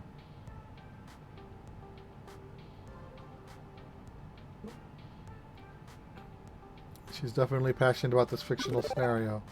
The way she just takes an idea and runs with it. A lot of people might find that weird, but I kind of dig it. Shows a lot of imagination. I wonder if she's a writer or something. And how would you have snuck out? I wonder. I could have helped, but for a price. Ashley finally realizes she's been babbling to herself for a good couple of minutes. Oops! Sometimes I get swept up in a good story. I mean, I gotta find some way to make this job more interesting. Is it really that dull here? No, not really. I just crave different kind of excitement than beeps and boops, screaming children, and broken machines. You aren't really painting the best picture here. Ah, geez, I didn't mean to be a downer. I just want to move up in the world. I got things to accomplish, dreams to fulfill, cosplay to make. Cosplay? As we switch topics, she's like a completely different person. Ashley's eyes light up and she smiles. Yeah, you know, like dressing up as your favorite video game or TV character. I love it. It's so empowering to be able to make your own costume and wear it proudly. It's even better when people recognize what character you are. Empowering, really. Granted, she certainly had the power to stop my heart for a few beats. Yes! Definitely. You want to try? Got a favorite game character? I can help you make the first cosplay if you want. In fact, I made this one. I think Ashley's is pointing to her flamingo costume, but it's a little hard to tell with her hands as feathers. So Pinky is your creation, intentionally? Yeah, it looks pretty good for my first mascot cosplay, doesn't it? If you were going for terrifying, then yes. I'd stick my hands together if I could. I'm all thumbs when it comes to stuff like that. Literally, if I get enough thread running between them, I'm pretty impressed, though. Naomi was going on about craftsmanship of games. Clearly, you're digging on the craftsmanship of costumes. Ah, thanks. It's nice to see hard work is appreciated. I wear it around the Funplex to liven up the crowds, get people pumped to play some games, and the kids seem to adore it. That makes sense. Although the arcade has been completely dead so far, no crowds to pump or kids to be adored by. Hey, secret between you and me? Ashley motions to me to come closer. She leans in, glances around the room once, and then talks in a hushed tone. I did some repairs on Pinky overnight. I had to restitch the left arm, and I was giving her an old test drive to make sure it doesn't fall off. Huh, limbs falling off seems bad. Oh, it was. Yesterday I was dancing with a little girl, must have been like 5 or 6 years max. Anyway, we were next to a Showtime stage when she tugged at my arm and whoosh! Off it came the arm. The girl instantly started bawling. Well, at least you're constantly scaring people and it's not just me. Nope. Hey, now! I don't want that to happen again. I felt so bad. But enough about me. What about you? So you're Carl's replacement? I guess so. I'm the new floor attendant. I tend to the floor. The floor is a thing I'm attending to when I'm not going into the cardiac arrest. At least you're funnier than Carl, that's for sure. I can't wait to go home and tell Juniper. I do have a sense of humor. She'll be so proud. I assume you've already met Francine, but have you had a chance to meet Gavin and Naomi yet? Yep, I've met them already. Although it seems like they aren't too keen on each other. Right? Ashley rolls her eyes and let out a sigh. I wish they would hurry up and make out already. Yeah? Wait. What? Seriously? No. Are they going out? No. But they always bicker like old married couple. Classic anime cliche. The ones who fight always end up together. Mark my words. Consider them marked. Beep beep. Uh-oh. What do you want? What's that sound? Drat, I set an alarm for when my lunch break was over. Time to get back to the grindstone. I didn't even get a chance to eat. What? No! That's no good. Ari needs his calories. You eat up. I'll go wash the floor. In fact, how about I take over the ticket desk for the next shift? You can do my job and wander the floor a bit. Fair enough. Ashley winks before her face disappears into the dark recesses of that inhuman mask. As I'm wolfing down rice in the shape of little hearts. Wow. It occurred to me I didn't actually ponder my first impressions of Ashley yet. Let's see. Yeah, so I kind of like both girls so far.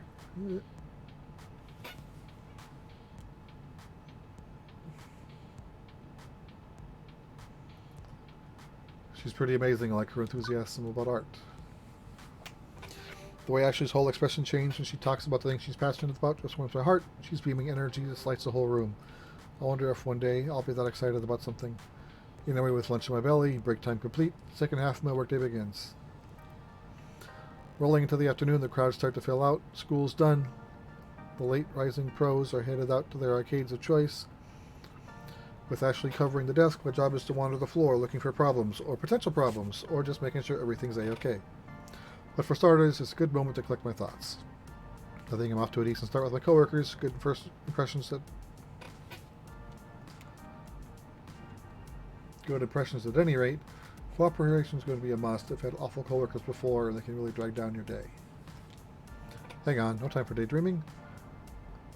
I think I spot, let's see, 3 possible issues to look into.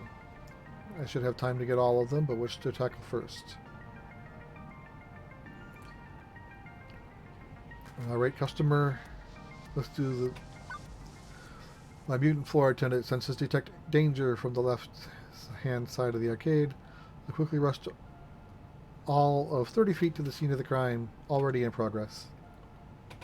Angry Rando. Come on. Hurry the blank up and finish your game. Do you work here? I saw you behind the desk earlier. Note to self, ask Gavin for a name tag or something. Yes, Amari, floor attendant. Well, stop attending to the carpets and attend to me. I want this blank to wrap up his damn game so I can play. Ashley's face is obscured beneath her costume mask, but I can feel her wince at the man cursing. At the man curses up a blue streak. Sir, there are children present. Please keep the swearing to a minimum.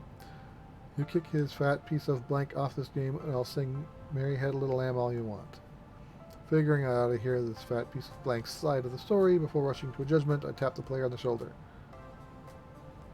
He doesn't even notice. So I tapped again, twice. Sir, there are other players waiting to give Mr. Movie Magic's Maze a spin. Curiously, the pair looked at the game's marquee. Thank you, Naomi. Which simply reads Moopy. You know the game's full name? Sure, I played it a lot when I was a kid. It's actually called Mr. Movie's Magic Maze, right? Wizards and pellets and monsters and stuff? Yeah. A bit terse as he's laser focused on the game, and I can see why. He's currently sitting on 714,900 points. Holy crap, that's a heck of a high score. Or as the other guy would probably put it, holy blank, that's a blank of a high score. Excuse me. Right, sir. Can you please wrap up your game? Nope. I'm keeping good pace here. Plenty of lives stocked and par for getting close to the world record before the kill screen. Somehow the thick arcade jargon sounds classier when draped in a British accent, like I'm watching some documentary program on the BBC. Yeah, but this is a public arcade. Other folks want to play games too. He finishes clearing the current board while pondering the predicament. Okay. First I think he stepped away to end his game, but he's letting his stock of 50 extra dudes slowly deplete as he pulls out his wallet. 50 dudes? Without pause, he pulls out $3,000 in cash and holds it out. Will this cover it? For a moment I flash back to the movie where some dude pays another dude to sleep with his wife and then they roll around in bed covered in money and cover what exactly? Cost of the game itself. I've never seen this much raw cash in one place at any time. It's not even in 20s. Dudes rolling in Benjamins. One moment, please. On it. Fortunately, Iris already has my messenger app open for me with Gavin's contact info preloaded. With trembling fingers, I key in. Customer wants to buy Moopy for $3K. What do? In less than a minute, I have my response. Considering we paid $200 for it plus parts, yes, absolutely, yes. Sell that relic immediately. Well, okay then. Although, how's Naomi going to react to this? Offloading one of her darlings just because Gavin wants to make a 15-fold profit. It also feels kind of weird to be taking advantage of this guy's lack of grasp of the real cost of old arcade machines. I know all this workplace drama was going to catch up to me at some point, but with Rando breathing down my neck, I gotta make a decision. I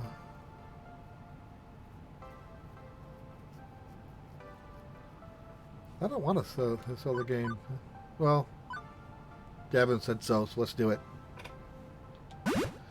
I'd say 3 large is more than fair. It's all yours. Quickly pocket the money, feeling vaguely like a thief who will be eating well tonight, mind you. You want me to get the dolly and wheel this old thing out of here for you? He shakes his head. Absolutely not. I'm leaving the game right where it is. But you bought it. So I can play it whenever I want, for as long as I want, provided no one else is already playing, of course. Wouldn't be proper to interrupt someone. But I wouldn't want to take it away from the Funplex. Naomi would cry. We can't have that, right? I guess not. Which leaves the rando hopping mad. To be fair, we had been kind of ignoring that he exists. What the blank, man? What kind of arcade is this? Blank this. I'm going to Deco's Palace. Well, I'm kind of in favor of that. Get out of here. And we just lost a customer, stomping his way out of the door. Stomp, stomp, stomp. On the plus side, Naomi won't cry. On the negative side, I just drove a rando out into the cold. What a disagreeable fellow. As for the player, well, he goes right back to playing, eating pellets, zapping ghost monsters, clearing mazes. With the crisis behind us, I can actually focus on who this gonzo rich guy actually is.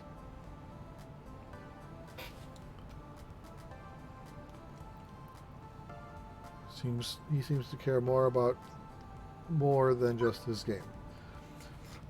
Take it for someone who's walling around in the lower tax brackets. The rich can do whatever they want, whenever they want, and yet that's not what this guy did. He could have, but he let us keep the game. He just wanted us to play it. That's all. And why? Because of Naomi, because of the Funfleck. It's a home and a family for the games and for us. Maybe it's for the best that I send Rando out the door in favor of this guy. So, you know Naomi? He's happy to talk even while playing. Of course. I'm a Funplex regular. My name's Percy. Percy. I'd hazard you're our new floor attendant? I was here when Francine seated you behind the desk earlier. That's me, Arcader, Arcade Wrangler. Well then, it's a pleasure to make your acquaintance, and I look forward to getting to know you better. So you've seriously been playing Moopy all day, huh? What can I say? It's my calling. I actually owned a Moopy cabinet once. Had it in my flat.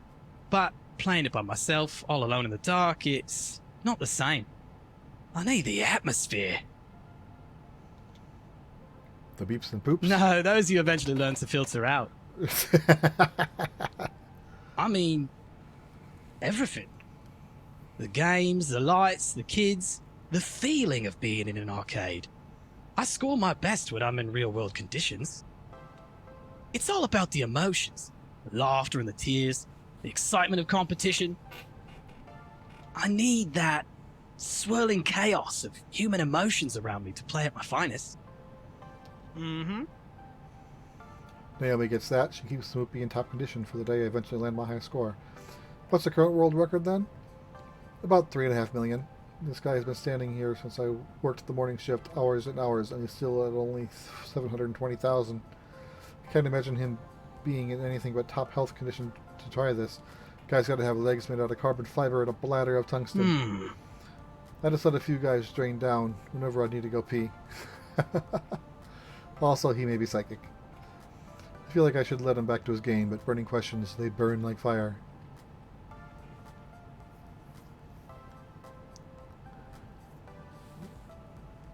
Good income? If you don't mind me commenting on it, that's a lot of money just to have in your person. What do you do for a living? This and that. He doesn't really seem to care about his work, not in a guarded way. It's just less interesting than current maze. Maybe he's actually the head of an international diamond smuggling ring. They hide stones inside arcade cabinets. Day trading? Huh? Day trading, stocks and bonds. Anyone can do that if they have a head for the numbers. It's really nothing important. Or maybe he's a day trader. Don't think so. I don't feel people are defined by their work. I know the arcade is home to those who've made their passion into their work, but it's the passion that matters more. I have my passions the same as anyone. I look forward to learning yours as well. When I'm not deep in the middle of a game, I mean. He's getting more and more distracted by the game. I should leave him be. I have a thing to do about a thing. Mm-hmm. Be seeing ya. Yet another weird encounter and a string of weird encounters. By the end, he sounded more like the high-score junkies you hear about in documentaries. Obsessed-driven, kind of strange. But that's not the impression I had of him from the beginning. He smiled when talked about not splitting up the arcade. There's something more going on here, but he's a Funplex regular. There'll be plenty of time to learn more later. I've got work to do. Let's see what to handle next.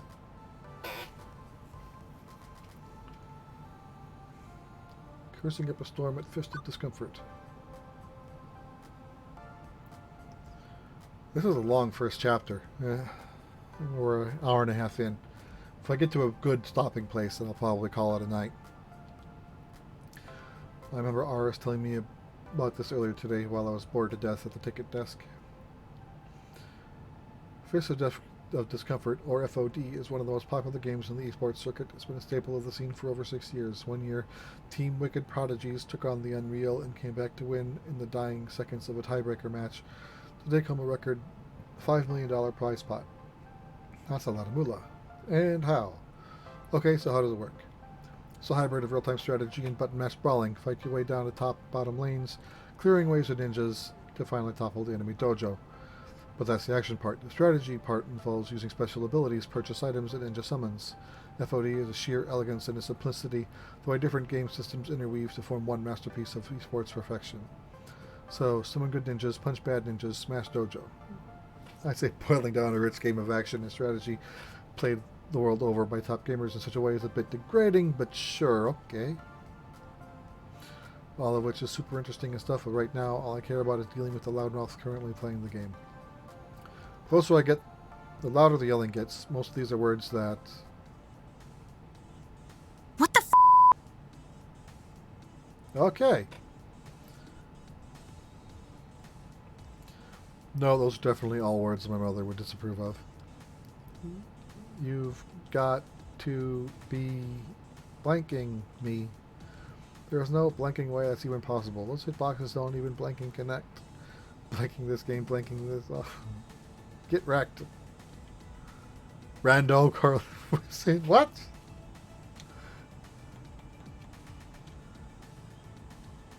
Rando Calrissian. That's what I thought it said. That's... Well, this is far from over, Scrub. I saved up a little something extra special for you. I've been baiting you into attack my sensei, which you fell for. Hard. Oh, hey. Did I forget to mention that I bought an extra ultimate technique scroll for my dojo? Whoops, my bee. Wait, what? You haven't been farming, so how could... XP share technique with creep waves. Take this. Fivefold, blanking explosive death claw technique. What? How did you defeat me? No! Oh, GG. Okay. No one can defeat me, Queen Bee. Really? That's her handle, and she's wearing that top? Really? She goes out in public like this.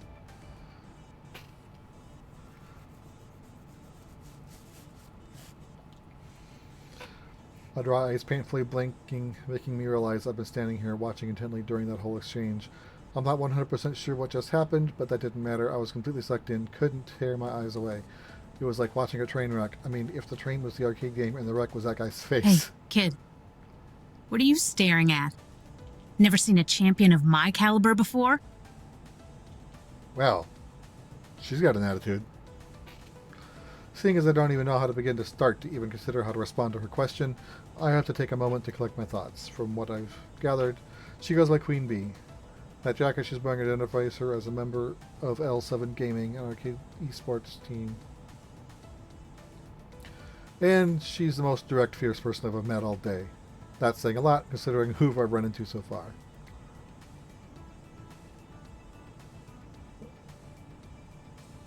I feel the urge to kneel and submit.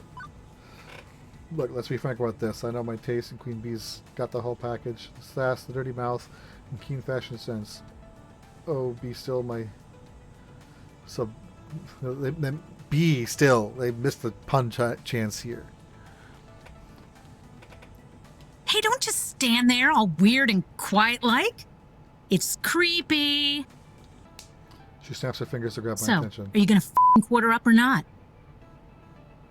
Think you can best the hottest No. rising star of L7? That's a hell no for me. Thank you. From what I've seen, I know I couldn't best a scrub, let alone a professionally competitive player of this game. Nope. No thank you. Plus, I'm not sure I'm allowed to play games while I'm working. You work here?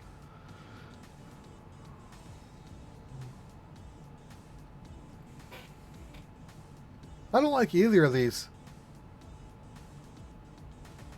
But if she's snarky to me, let's me snarky back.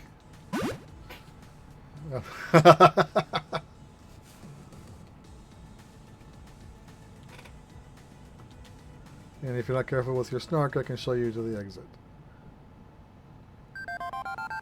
Ooh, you are a cute one. So she liked the snark. Sassy. And direct. Hey, they haven't given you a name tag yet. How am I supposed to know who you are? I think that was actually a weird tactic to have me introduce myself to her. I'm Mary. I did technically just start working here 6 hours ago. It might take them time to issue me a name tag. Maybe they need to send a carrier pigeon to an ancient monastery where name tags are forged in a vast clay oven. Nah, Gavin's just slacking big time. I'll talk to that silly boy for you, make sure you get some proper respect. Thanks. No problem, we gamers gotta stick I'm Queen together. Bee, by the way. Aggro-style FOD lane pusher specialist for L7 Gaming. I'll figure that when you put your forearms over your head, cheered and shouted, "No one can defeat me, Queen Bee." Hey, I do not sound like that. You do. You sounded exactly like that. Well, maybe a little. Anyway, I'm one of the regulars around here, besides Purper and Teo. So you'll be seeing a lot of me in the future. Let's hope you last longer than the last guy. Oh great, now she's even making my job into a competition. I hope there isn't a betting pool. You look like a smart kid. You've seen one of many streams on the internet, right? Nope. I literally have no idea what you're talking about. Whoa! Really? Have you been living under a rock for the past decade? If you consider a small yet formidable apartment a rock, then yes. Oh, you sweet child. You are so innocent and pure. Come, let me show you the path to darkness that is the internet. Sure. Well, it's part of my job to know all about the games here. And if Queen Bee is going to give me some insight on the culture around this game, I should take advantage of that. Lead me farther into the dark abyss, my mistress. Yeah. She like that, huh?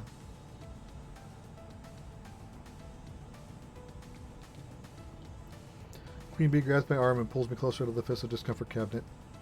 And upon further inspection, I see the whole haphazard pile of tech she's rigged up. You can't just plug one of this cabinet into the internet, so I use a number of clip-on webcams and mics and stuff. That webcam there, it broadcasts to my own personal PC back home, which then streams matches live to all my fans. The chat room appears on my phone. See, I was just saying the other day I think a few weeks ago on the show, that I wanted to add mics and cameras to my cabinet to do pretty much the same damn thing. Costs a bit to put everything all together, and it takes like half an hour to rig up and test each morning, but after doing this here for a couple of years, it's easy peasy. Aside from Naomi grinding her teeth at my clip-on cameras, damaging the paint job, I mean. Anyway, I prefer to stream from the Funaplex than from home. There's so much to miss out by sitting in your lonesome with the console version of FOD. The crowds, the wicked trash talk, the community. Wait, are you broadcasting live right now? Are we live right now? No way. No, that was part of my warm-up matches. I got a pretty big tournament coming up, so I try to get as much practice in as possible, even if it is with a bunch of fodder. As in fodder, as in, you know, chum. Haha. Lunch meat. Scrubs. Losers. I get the idea, yes. Queen Bee sees something out of the corner of her eye and glances around the arcade floor. She gives a nod to someone hanging near the Street Fighter trademark cabinet. Ah, my crew is starting to trickle in. We should be starting team practice soon. Wait, what time is it? At the time, the town will be 2:25 Eastern. Beep, beep. Beep, beep. Heart. What the? I gotta go live in 5 minutes.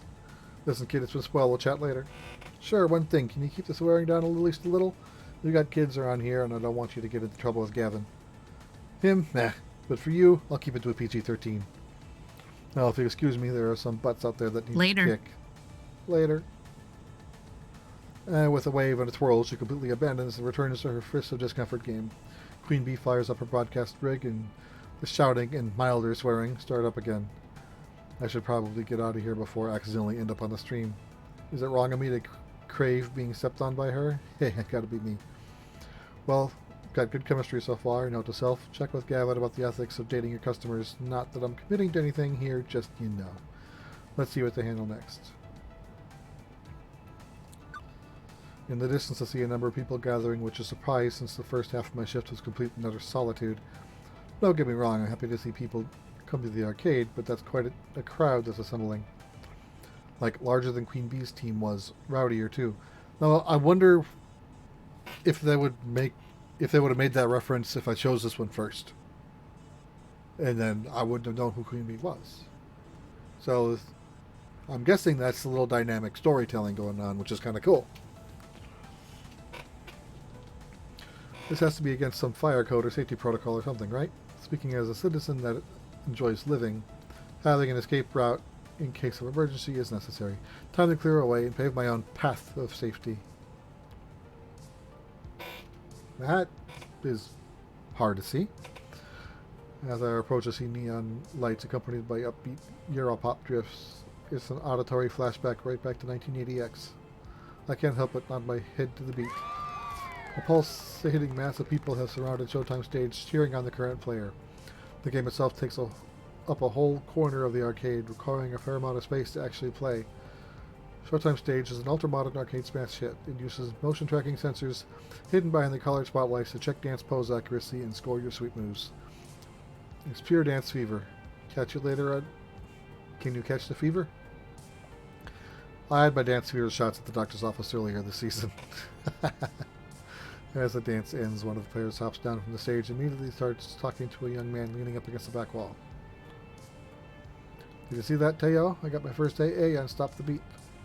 Hell yeah! Yeah, I did. You're doing great.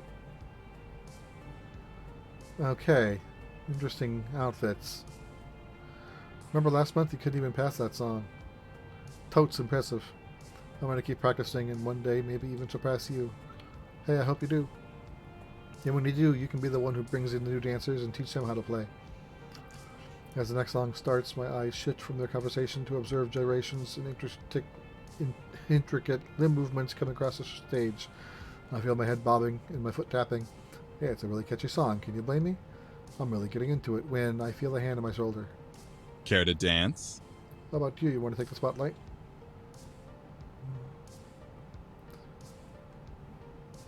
I can learn as I go. Let's dance. Back when I was stomping around on the dance mat games as a kid, they had arrows, so I'm not sure I'd even know how to play this one, but it has caught my curiosity. From the previous observed conversation, this guy seems to know the ins and outs of this weird dancing game and is keen to teach. Before I commit to getting down on my bad self, I think I should know a little more about exactly what that entails. Plus, I'm used to playing these games solo, less chance of stomping someone else's foot that way. 'Tis a valid point. However, how could I resist to ask a guy such as yourself? You caught my eye the moment you walked over. Hey, wait. You're new here, right? Yes, very. Name's Mateo, but everyone here just calls me Teo. Teo's the best. Dancing rando. Woogie woogie rando. Wallflower rando. He's like our leader, Oh, yeah. please, I'm nothing really.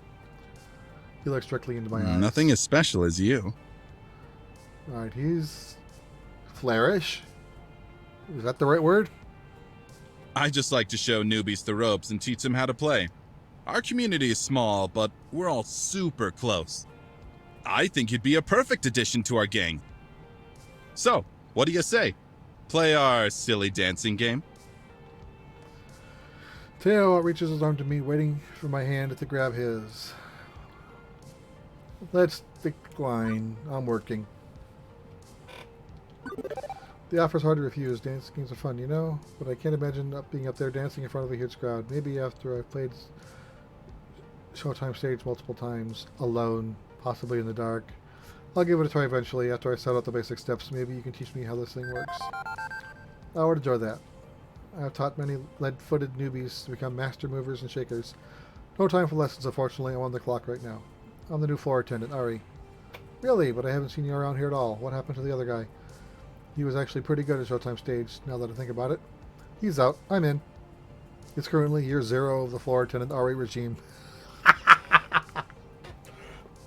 I like that one. Hey, Abyssal.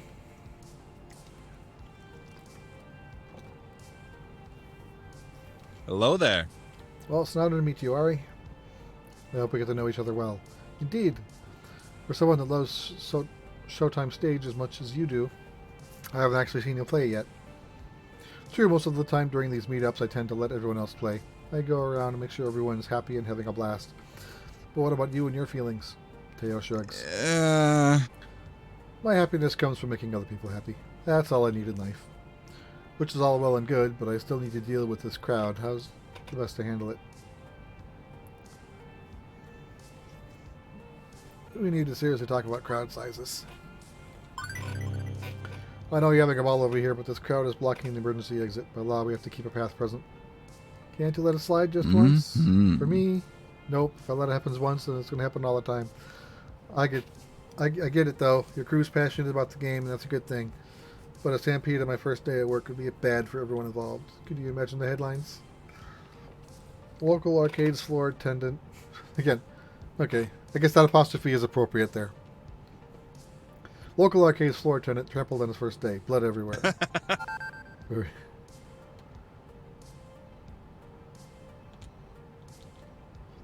I don't want to be checking my social media tomorrow and click the link to your obituary. We toads can't have that. I got this. Luckily, the song that was being played just finished. Teo jumps onto the stage, cups his hands over his mouth. Hey, listen! There we go. That's the second one. Thanks, Carter. We need to keep the area to the left of the stage clear. Aw, man, but why? It's like my spot. Hey, now you know the deal. We have to be cool about fire safety. It's Ari's first day, so let's show him some respect. I see everyone turn around and glare at me. Great. Now I'm going to be known as the party pooper. I guess I've had some worse reputations in my life. Like that one time I had to close the pool because of that dirty bandage floating in the water. No one would talk to me for a week. Hey, don't disappoint me, crew. Ari's just doing his job. Reluctantly, the crowd reshuffles itself in a semi-orderly fashion. As everyone settles to a safer way to watch the game, Teo jumps down and comes back to me. Better? I nod, generously impressed with how Teo can capture his community's attention. I listen to him and have the utmost respect for him. Yeah, actually, much better. Didn't mean to cause any trouble. Sometimes we just get so caught up in the game, you know? Of course you know. Hey, you should still join us later. Maybe when your shift's over. We'll all be here dancing until closing time. As long as that dance is within the law, carry on. Officer Ari has spoken. I start to walk away. Ready for my next venture when I remember something I should do. I turn back to Teo. Hey, thanks. No problem. Well, I feel nice and accomplished. I was able to upload the safety of the arcade and make a new friend. I say that's pretty good on my first day. Even Gavin's got to be impressed, right? With that business sorted out, it's time to leave Showtime stage. The arcade is now at peace. My work here is done. Well, actually, we're a few hours from closing time, so my work here isn't quite done yet, but you know. So I'm at peace that I don't even notice the underboss of the arcade sliding up behind me. Good day. Not a bad first day so far. I've been keeping tabs on you. Well, others have been, and they've been texting me. You know, you should consider getting a proper group chat app going. I've got crappy phone plans. My texts aren't free. Valid point. I'll look into that. Impressive. I'm impressed how you handle yourself. I think you're going to work out just fine. Anyway, I've prepared your paperwork. If you'd like to go sign, make this working relationship a bit more above board. Yeah. So you're staying? Please tell me you're staying. I mean, I fed you and everything. Francine hasn't fired him yet, right? An adorable nightmare joins the impromptu staff gathering. Ooh.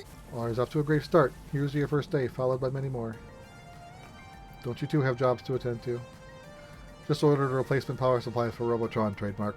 Nothing left to do for the day. Not many kids around for me to entertain. Finally a quiet moment. My dream job has been going a mile a minute since I got here. Is this my dream job? I told Francine I wasn't sure why I was here, but that I was willing to try and find out for myself. It'd be silly to think I'd find my purpose after a single day, but on the whole, that day's been pretty decent. Definitely need CC for stream. Is that something I have to do, or what is? I don't know what that means. Or are you talking about the game? I don't know. I'm starting to get along with my coworkers. I'm helping people with their problems. What more could I want? What more could I want? Well, I don't know. Not yet. But I'll find out one day. We've only got a few hours till closing, and it's nice and quiet. How about we game a bit? Speak for yourself. I've still got paperwork to handle. Oh, come on. Don't act like you don't game. Irrelevant. I know your dirty secret. What, Naomi? You sneak in early morning to play pinball. You're a pinball wizard. Oh, well, what of it? I bring order to chaos. Pinball is the expression of that art form. You know what we should do? Impromptu pinball tourney. The girls are giggling. I'm finding myself smiling right alongside them. All in all, not a bad way to end my first day. By the way, I've booked a birthday party for this afternoon. It's been a while since I saved.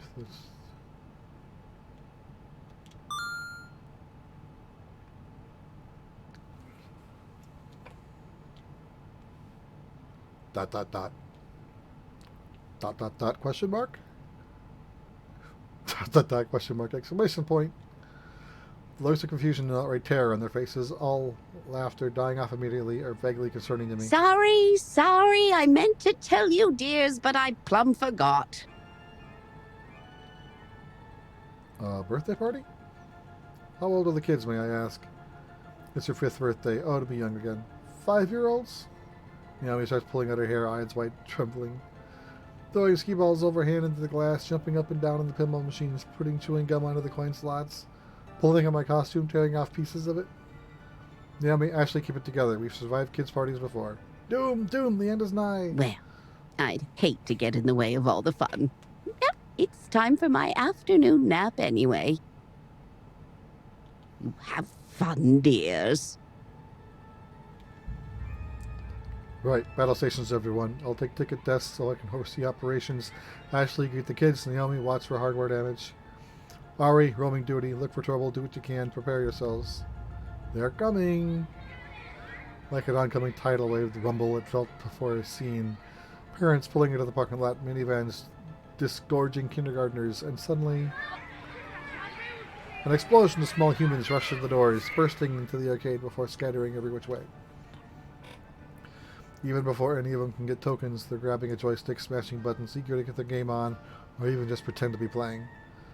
The crew assumes battle stations. Naomi by the fragile pinball machines, Ashley near the door, trying to distract the incoming kids to greet them. Gavin, armed with pre-stacked $10 rolls of tokens, quickly exchanging them with the adults. Beats waiting in line at the change machines. As for the programmers, well, Pqube and Teo's friends bolt for the exit, abandoning them. Keen on kidding out ahead of the surge of the kids, I guess. That's all very well and good, but I've got no idea where I'm supposed to be. Roaming duty, Gavin says. Look for trouble, Gavin said. I mean, I was doing that before, but now the chaos has multiplied. For a minute, I'm like a pinball being bounced around, or like that frog heard across a highway of traffic. Nice reference. Eventually, I spot 3 possible problems on the rise, and Ari, professional floor attendant, is ready to attend them. Which of these should I tackle first, though? I may not be able to deal with them all in time.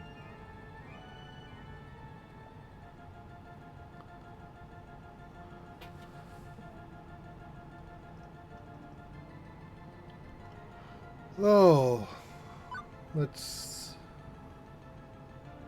see what Teo and Queen Bee are doing. The sound of hardship calls to me from the Fast Cars 5 racing games. Shouting adults and crying children are never particularly good signs. I hope beyond hope that I can take this on. I shake the discomfort off. Now is not the time to doubt myself. I need to figure out what's going on, and stat. As I get closer to revving up the engines and clacking of shifting gears, I see a grown woman berate a cowering boy. I didn't. Admit it, I know what you did, you brat. You manipulated my precious son to put in his tokens in your game. You should be ashamed of yourself. I'm sorry. Children like you are the absolute worst garbage. Man, keep your voice down. There's no need to shout at a child, no less. What's going on here? This jerk of a boy told my sweetest beyond sweet Josh that he should put in his tokens into the racing game so he could play it for free. Josh earned those tokens from his own allowance, and I won't let some devil child steal his money. Let's take a moment to calm down. Before I say anything else, I spot Queen Bee and Teo out of the corner of my eye. Queen Bee looks infuriated, and Teo has his face buried in hand. Actually, now that I stop and think about it, they might have some insight. The racing games are right next to Shadow's time stage. Teo probably had a good vantage point of the whole thing if he was dancing on stage. And just by the way Queen Bee's brow is furrowed, I can tell something's not sitting right with her. I could ask one of them for their help. Or I could try to solve this one by myself.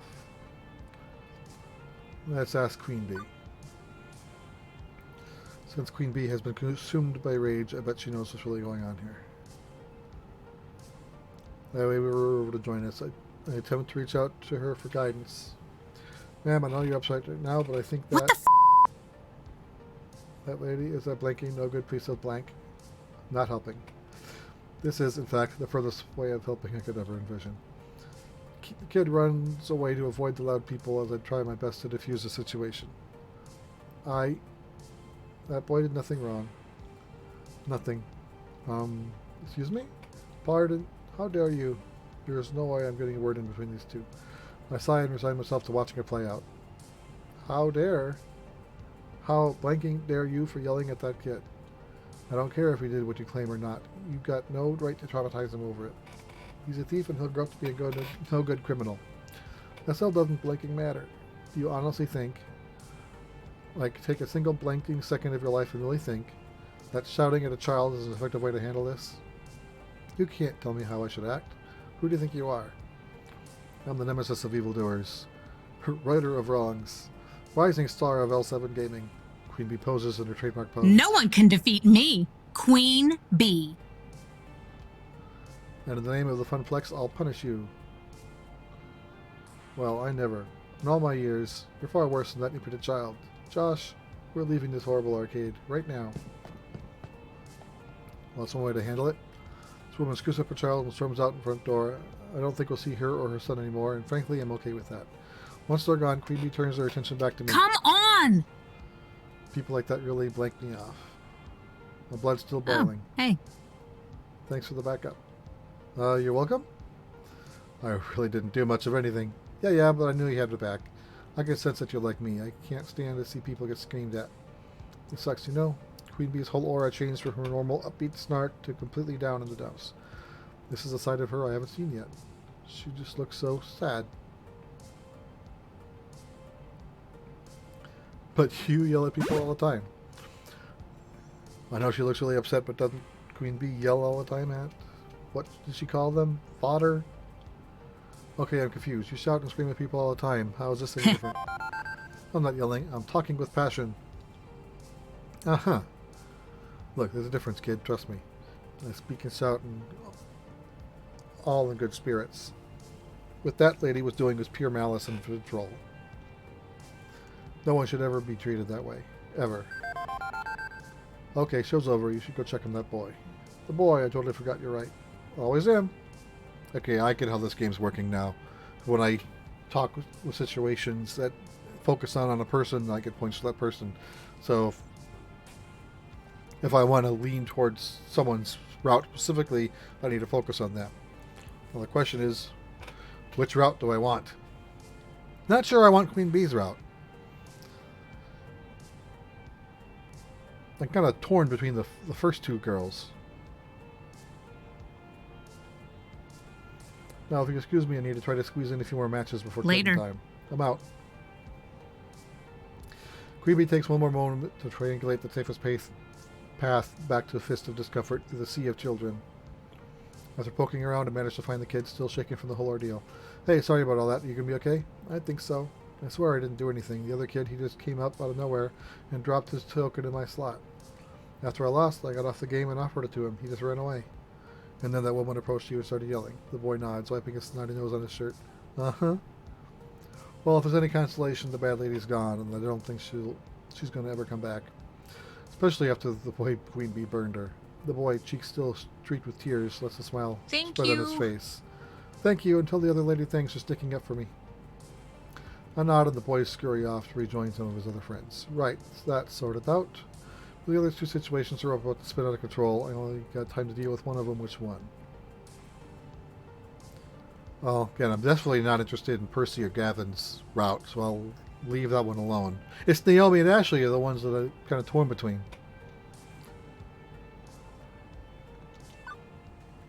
I can smell disaster on the wind, and it smells sweet. As in, I can smell that box of birthday cupcakes, one of the parents stuff near the ticket desk, with kids swarming around it, scavenging for their favorite icing colors.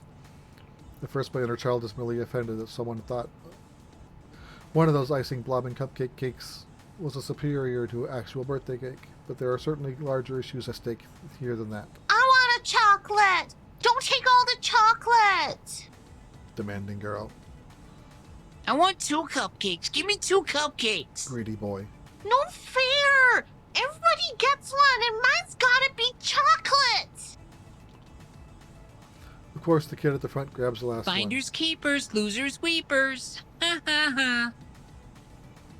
The parents aren't paying attention. They're too busy complaining about their jobs and weather and the PTA and stuff. Meaning when the first cupcake is thrown, no one's there to stop it. Ah! Stop it! Stop it! I want chocolate!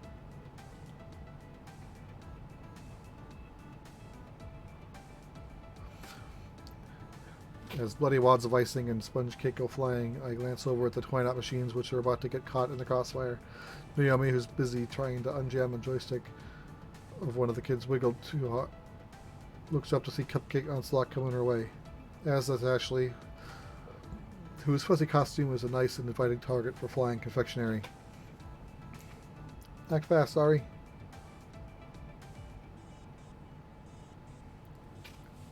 I have a feeling if I try to save them both, it's going to end up being neither. So let's not do that one. Let's save the game. Quickly, I hurl myself into the action. Whoa! Okay, sure, that happened. Wow, right in the crotch. Nice. Numbness sets in as multiple rounds of frosting-coated mortar fire impact against my body. When I finally hit the ground, my clothes are totally ruined. But alas, my noble self-sacrifice could not save them both. What? No! Pinky the Funplex Flamingo is now covered in a wide variety of icing colors from across the visible spectrum. Ari, no, you are so young and pure. Yummy is cold, so cold. Lie still, Ari, I won't let you die on me. I'm not dying, the icy's just kind of cold and sticky and gross. Oh. By this point, the lackadaisical parents have finally noticed the pastry wars and are busy rounding up the combatants for various scoldings. Aww. My costume's just wrecked. I need to get out of this ASAP and put some stain treatment on it. Ari, can you cover the floor for me? Considering it's my fault you got caked, absolutely. Yeah, not your fault. I mean, I guess the games cost more than my fuzzy felt. I'll be back. ASAP. ASAP. Okay. Thank you. That was so brave of you. I mean, okay, just cupcakes, but still, that was so brave. You saved the game and we worked on together. Actually, it was only now that I noticed the Joust trademark game that was protecting was from a severe and sustained cupcaking. I'm Naomi's hero of the day. She's smiling at me expectantly. Quickly, Ari, say something cool.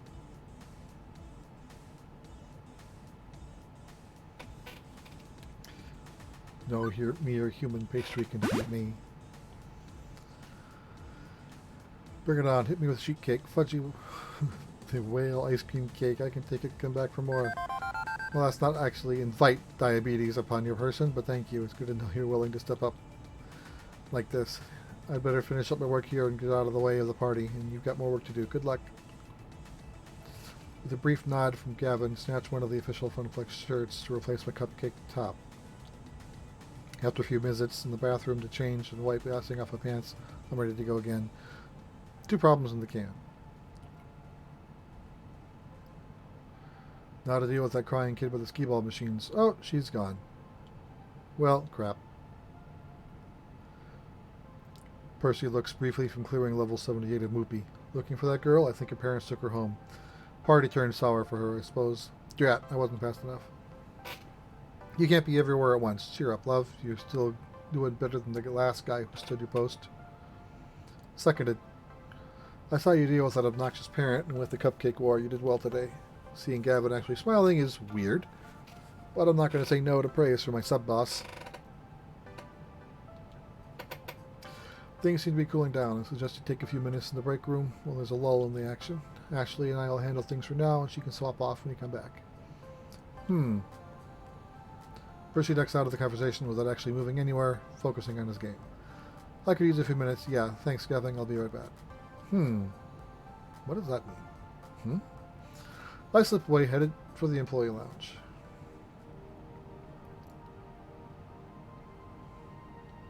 What a day. Quirky coworkers, die-hard programmers, volatile kids getting into volatile situations. I'd say it's a recipe for wackiness, or some such cliche, but nothing is as easily dismissed cliche when it's happening to you directly. Frankly, I'm exhausted. I dropped down to one of the cheap folding metal chairs in the employee break room, groaning and rolling my head back, trying to work the kinks out of my sore shoulders, and spot an upside-down kid. What? What? Oh, wait. I'm the one leaning backwards. I sit up and turn around instead. Better. Wait, what's the kid doing back here? I think he was hoping I wouldn't notice him. Hi? Hi, and you are? Mikey? Okay, that's a start. Hi, Mikey. My name's Ari. So, what are you doing back here?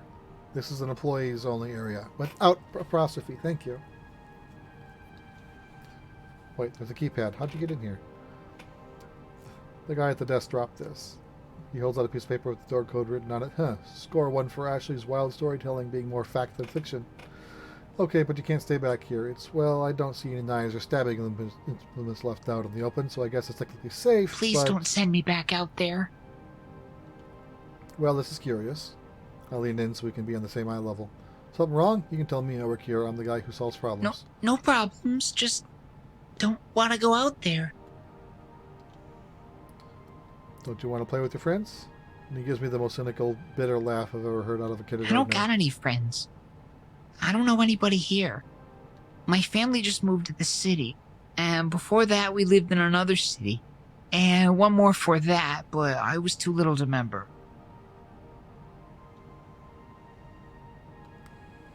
Mom told me to come to the party anyway, and I didn't want to, but she took me anyway, and then she left because she's got to work.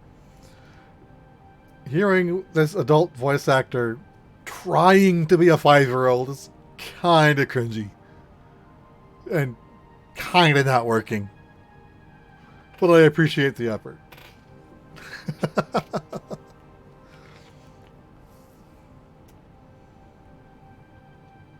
New kid in town, huh? He nods. Still, I should have busted him here and there, brought him back to the party, where the other parents could supervise him. I should have told Gavin. I should have enforced the rules of the arcade. Okay, kid, I won't tell on you. If you want to stay back here for the rest of the party, I'll keep you company. Thanks. You really won't tell my mom? Nope. Why? I thought you wanted to make me go. You're an adult, like Mom? I wasn't always an adult. I was a kid once.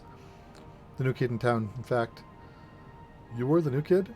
Yeah, although for me, that started happening back when I was 10. Again and again, moving from town to town, school to school, never really making any friends, not for years. Mom and Dad kept losing jobs and taking new ones, worse ones. They'd be working all day, too tired, and they came home to do much of anything. After years and years of this, I stopped hoping things would get better. I decided I'd just take what I could get. I'd go with the flow. What does that mean?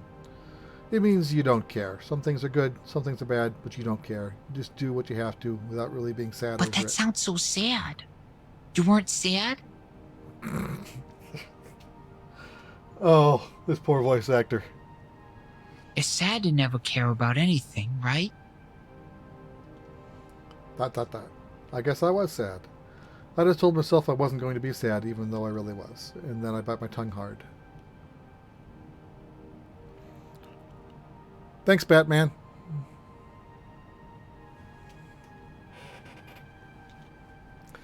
Because my little involuntary trip down memory lane was not helping this kid out. Wouldn't have helped little Ari out if an adult did this for me. So instead I decided to be the adult that little Ari would have needed. Okay, I have options.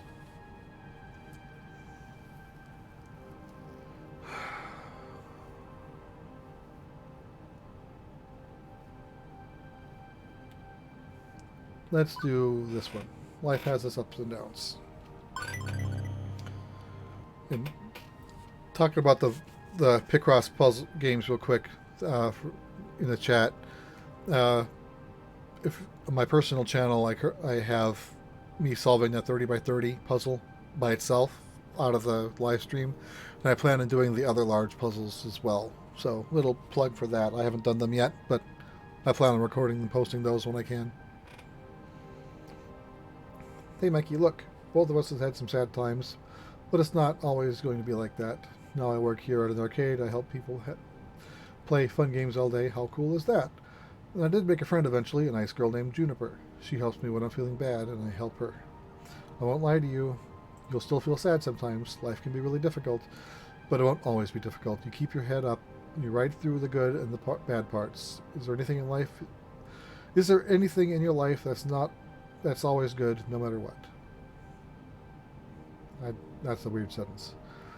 Mikey thinks it over a little. I like cartoons, and I can watch those no matter where I live.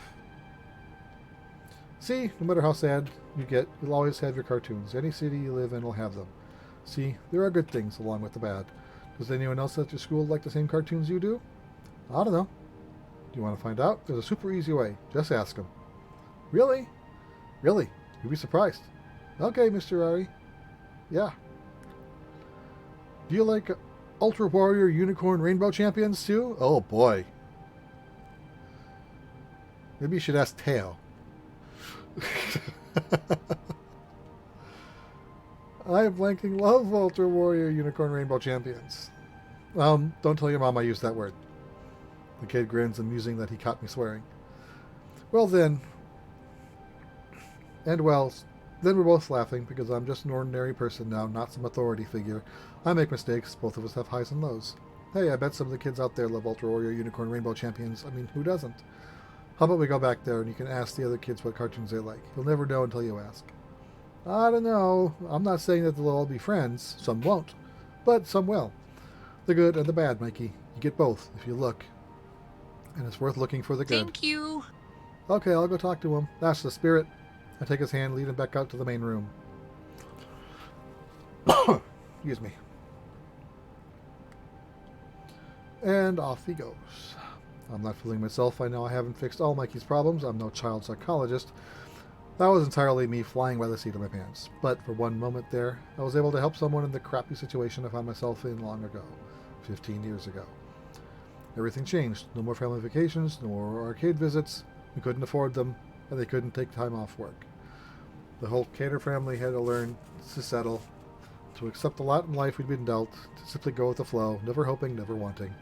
Juniper did her best to pull me out of that mire. I'd only known her a few years, one of the few stable times in my life, but she knew the edge I'd been pushed to. Now here I am. Today has been, well, bonkers. Alternatively boring and hectic, surreal, and way too real. Well, I can honestly say I'm more alive today than I have been in a very, very long time. Beep, beep. Beep, beep, Ari. Huh? My notional voice analysis of routines combined with your body language suggests you're very happy right now. Yeah, I guess I am. How did you know? I just told you, silly. 'Cause I'm awesome. I mean, how did you know I'd love this job so much? Oh, I know. Oh, that's easy. I didn't. What? I lied. I was 47% sure. Oh. Oh, it has elements that seem to click with your optimal social requirements, a fun atmosphere, spirited coworkers, helping people out, and so on. I also cross-referenced your roommates' postings talking about how much you enjoyed arcade visits when you were a kid. Still, 47%. 99.97%. But I was 99.97% sure that if I said I was 99.97% sure, you'd be willing to give it a try. Alright, that's just wrong. Another thing to thank Juniper for, I guess. You're a very weird little app, you know? Hooray! I try to be.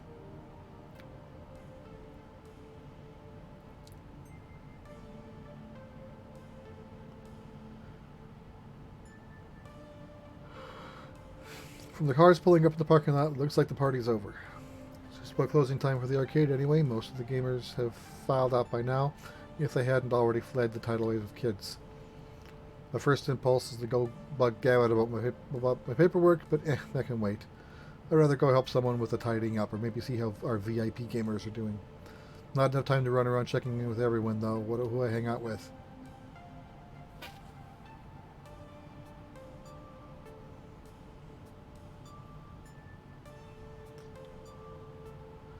Alright. Let's go with...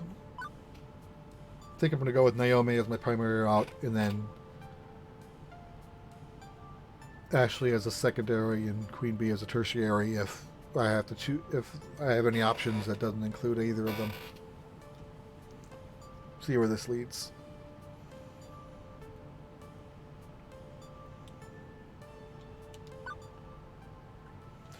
Naomi definitely looks like she can use a hand. Someone's jammed bright pink bubble gum into a coin slot and she's trying to clear out the sticky mess. How could they? How could they do this to a poor innocent little Qbert trademark? Hey, need a hand? Oh, thank goodness. Yeah, I've worked on the second player slot for me. I've got swabs and stuff in my kit here. Grab what you need. So frustrating. Honestly, the nerve of those kids. No respect at all for these games.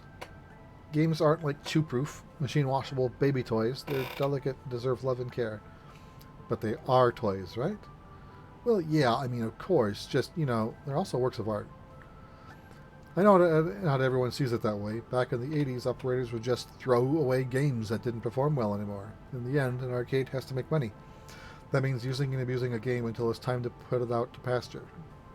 But I don't have to like it, right?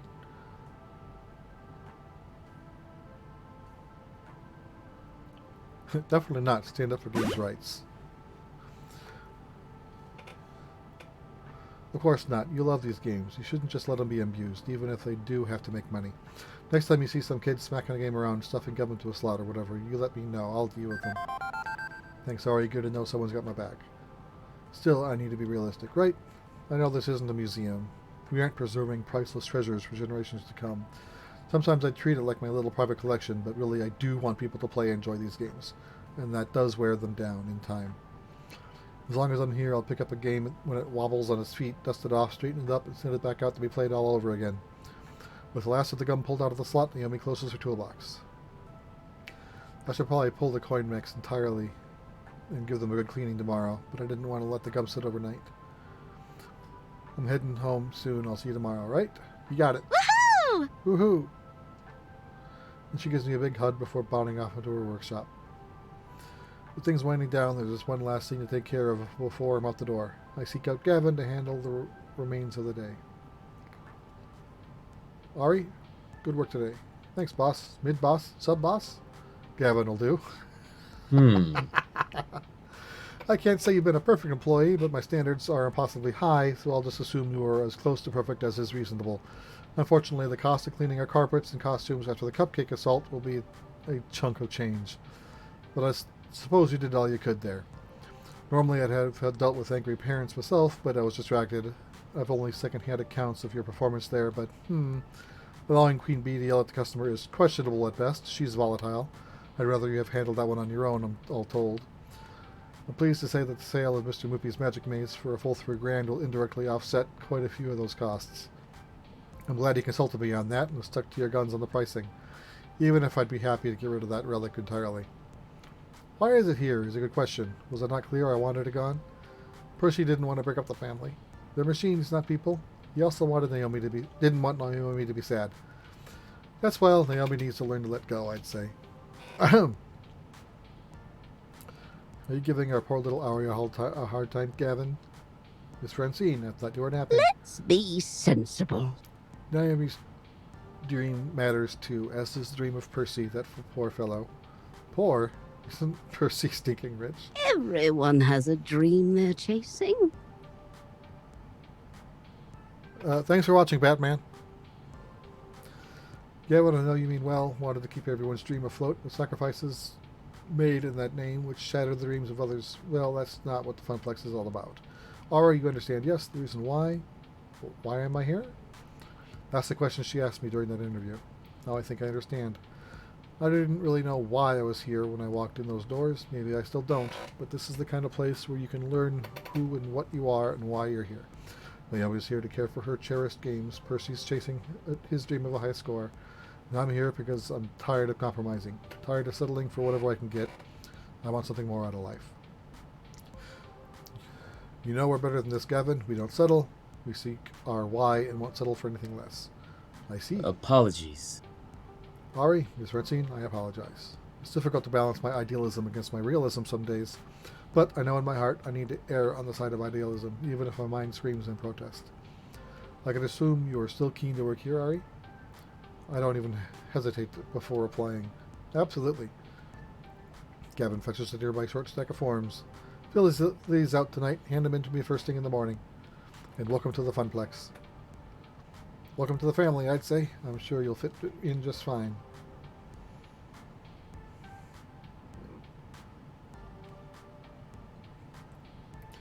One bus ride later, and it's home again.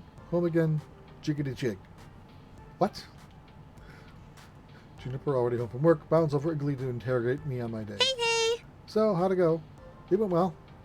Well, or well? Really well. Your little app came through, despite being terrifyingly omniscient and just a little bit unnerving.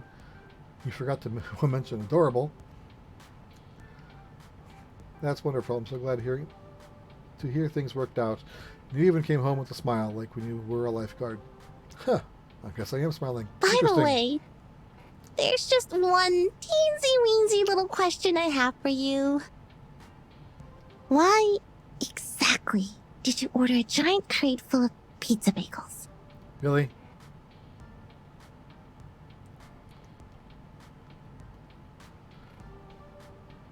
Did I neglect to mention that's part of the terms and conditions? On the plus side, I know what I'm having for lunch tomorrow morning. Morning? Tomorrow.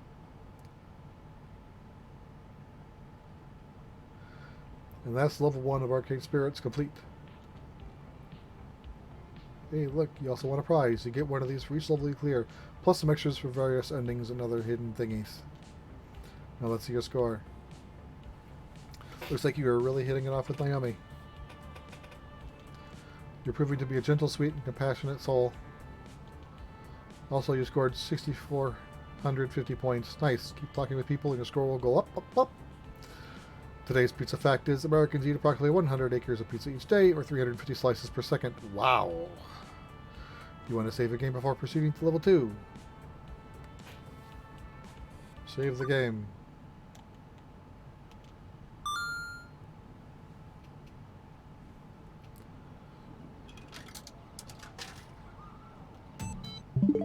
Here's where I'm going to stop.